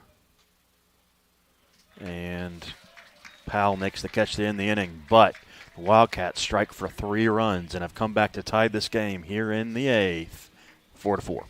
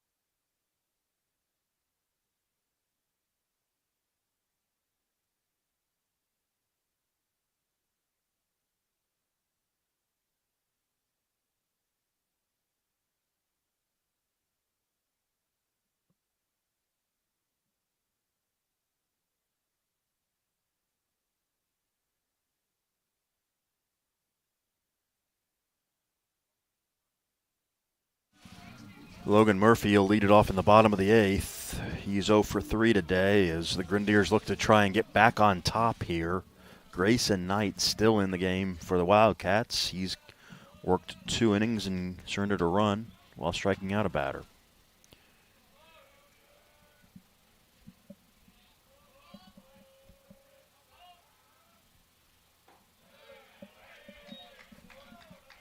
Yeah, breaking ball. low to start things off for Murphy.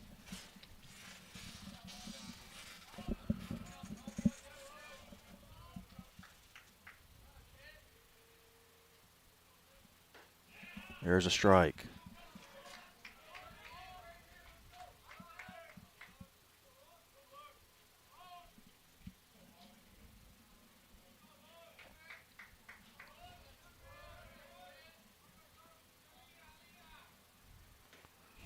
Swing and a miss.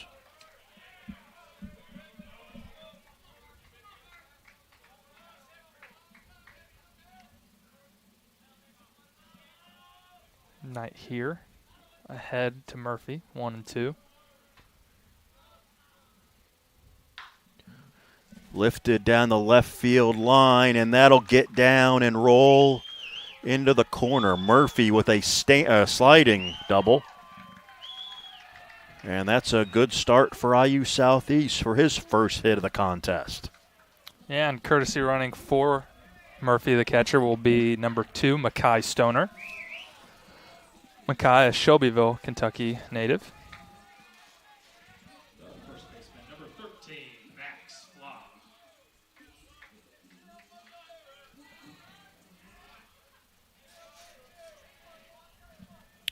Flacco for 3 today. Now the speed of Stoner out at second. He's going to show bunt, does Flock, and he'll get it down. The first baseman, Pollock, thought about going to third. Instead, he'll take the out at second, 1-4. It'll be a sacrifice for Flock, and Stoner moves to third with one away.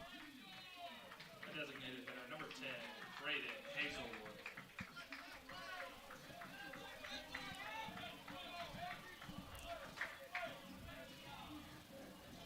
Good job there from Flock to move Mackay over to third. And you'll see the infield in now for Indiana Wesleyan. Up and in, ball 1 to Hazelwood. It's a huge opportunity to answer right back for the Grenadiers. Can the veteran Hazelwood come through here? That's high, 2-0.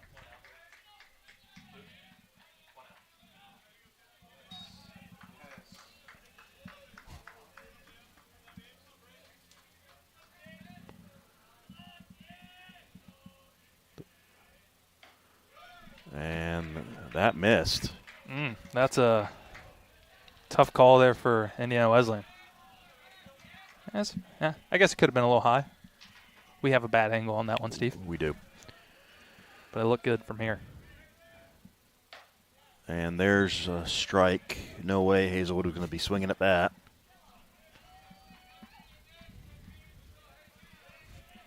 Can he drive one to the outfield here and get the go-ahead run in?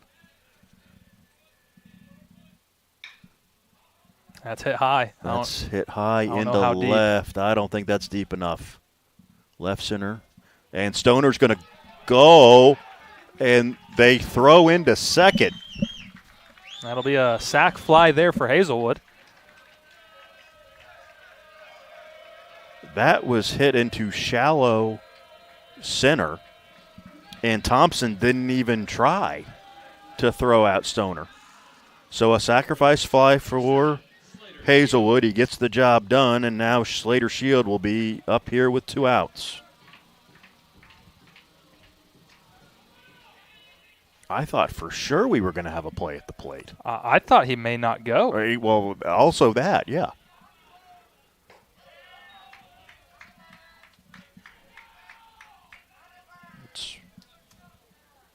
What an interesting turn of events. Shield takes ball 1. He's 2 for 3 today. That's skied into right. And the catch will be made there to end the inning as Stavila makes the catch. But IU Southeast manufactures a run, and after 8, they're back on top, 5-4.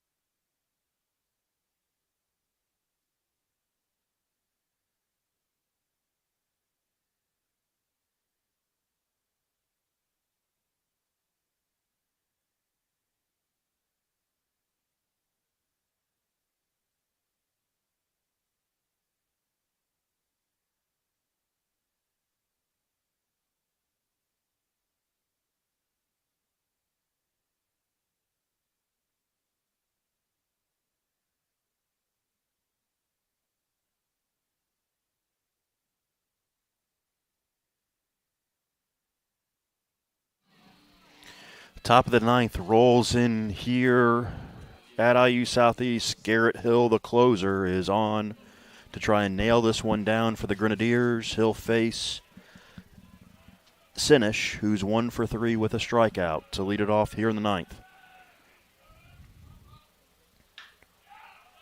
First pitch in And action, but yep, fouled off. Strike one. have Sinish, Pugh, Inglesman due up here for Indiana Wesleyan, barring any offensive substitutions by head coach McDonald. This will be Hill's 4th inning of work so far this season.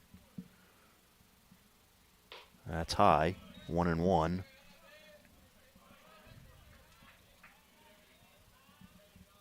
He surrendered 4 runs, a couple of walks, a couple of strikeouts.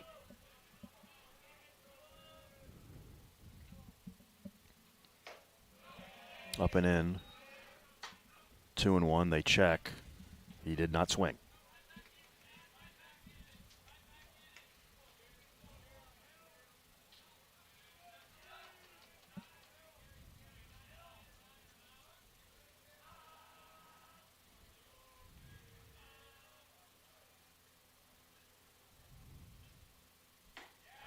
There's a strike. Good pitch to even things up there for Hill.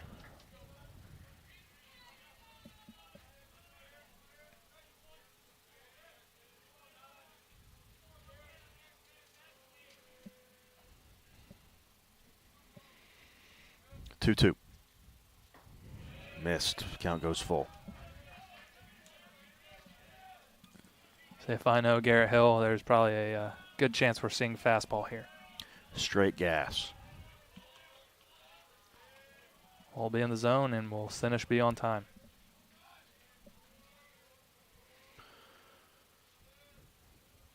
The pitch. Missed. Leadoff walk for Sinish.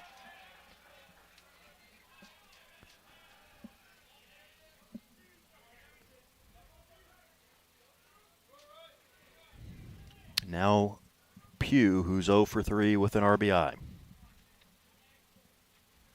Be interesting to see how Indiana Wesleyan plays this offensively, if they maybe try to sacrifice, get the runner into scoring position here. Yeah, I'm you are at 7, 8, 9 here, so maybe try to manufacture something a little more. I'm going to bunt. Let's see. The runner, the third baseman shield is in. That pitch missed. It's 1-0. Grenadiers are going to need Hill to get back into the zone.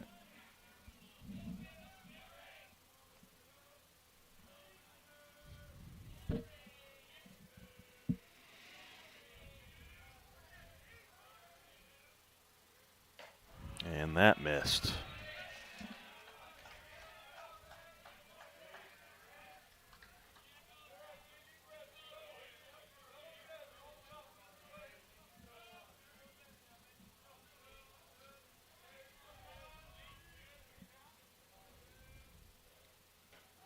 That catches the corner.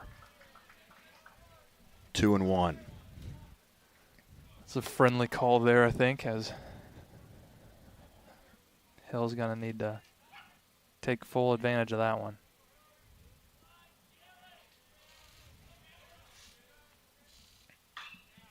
Popped up.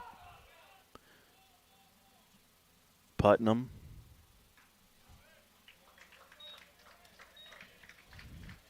And there's one out. Number 11, Inglesman. So Garrett Hill looking for a double play to nail this one down.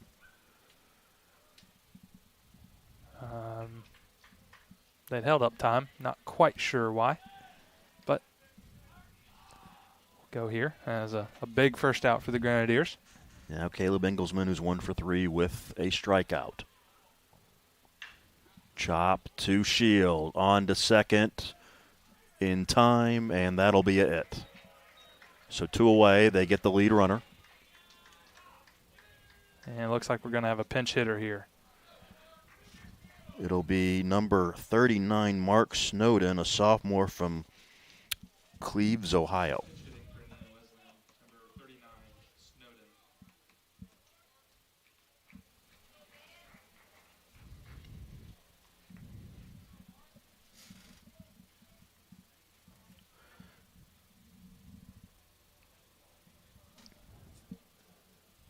This will be his second at-bat of the season.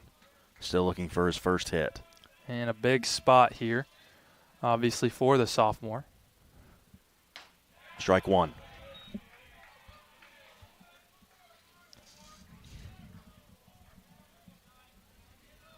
Hill would love to finish things here and not let the Wesleyan lineup turn back over to the top.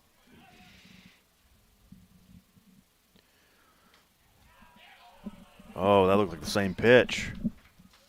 But that is called a ball.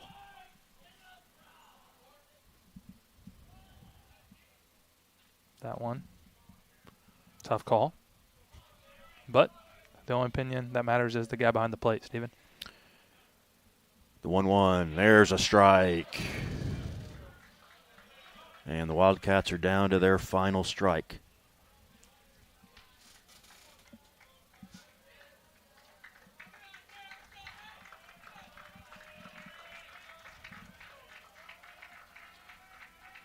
The pitch. Strike three called.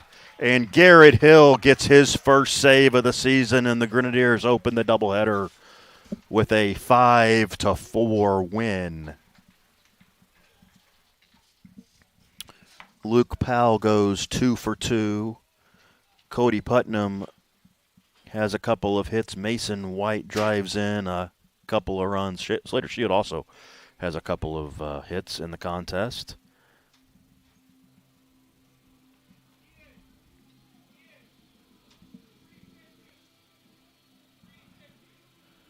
Cade Reynolds will get the win, and Garrett Hill will get the save. IU Southeast moves to 3-6 on the season. Indiana Wesleyan moves to 2-2. We'll be back at 3:50 for Game 2 of today's doubleheader. Until then, Stephen Oots, Kyle Hawkins saying good afternoon from the Cutter Sports Complex, where IU Southeast has won 5-4 over Indiana Wesleyan.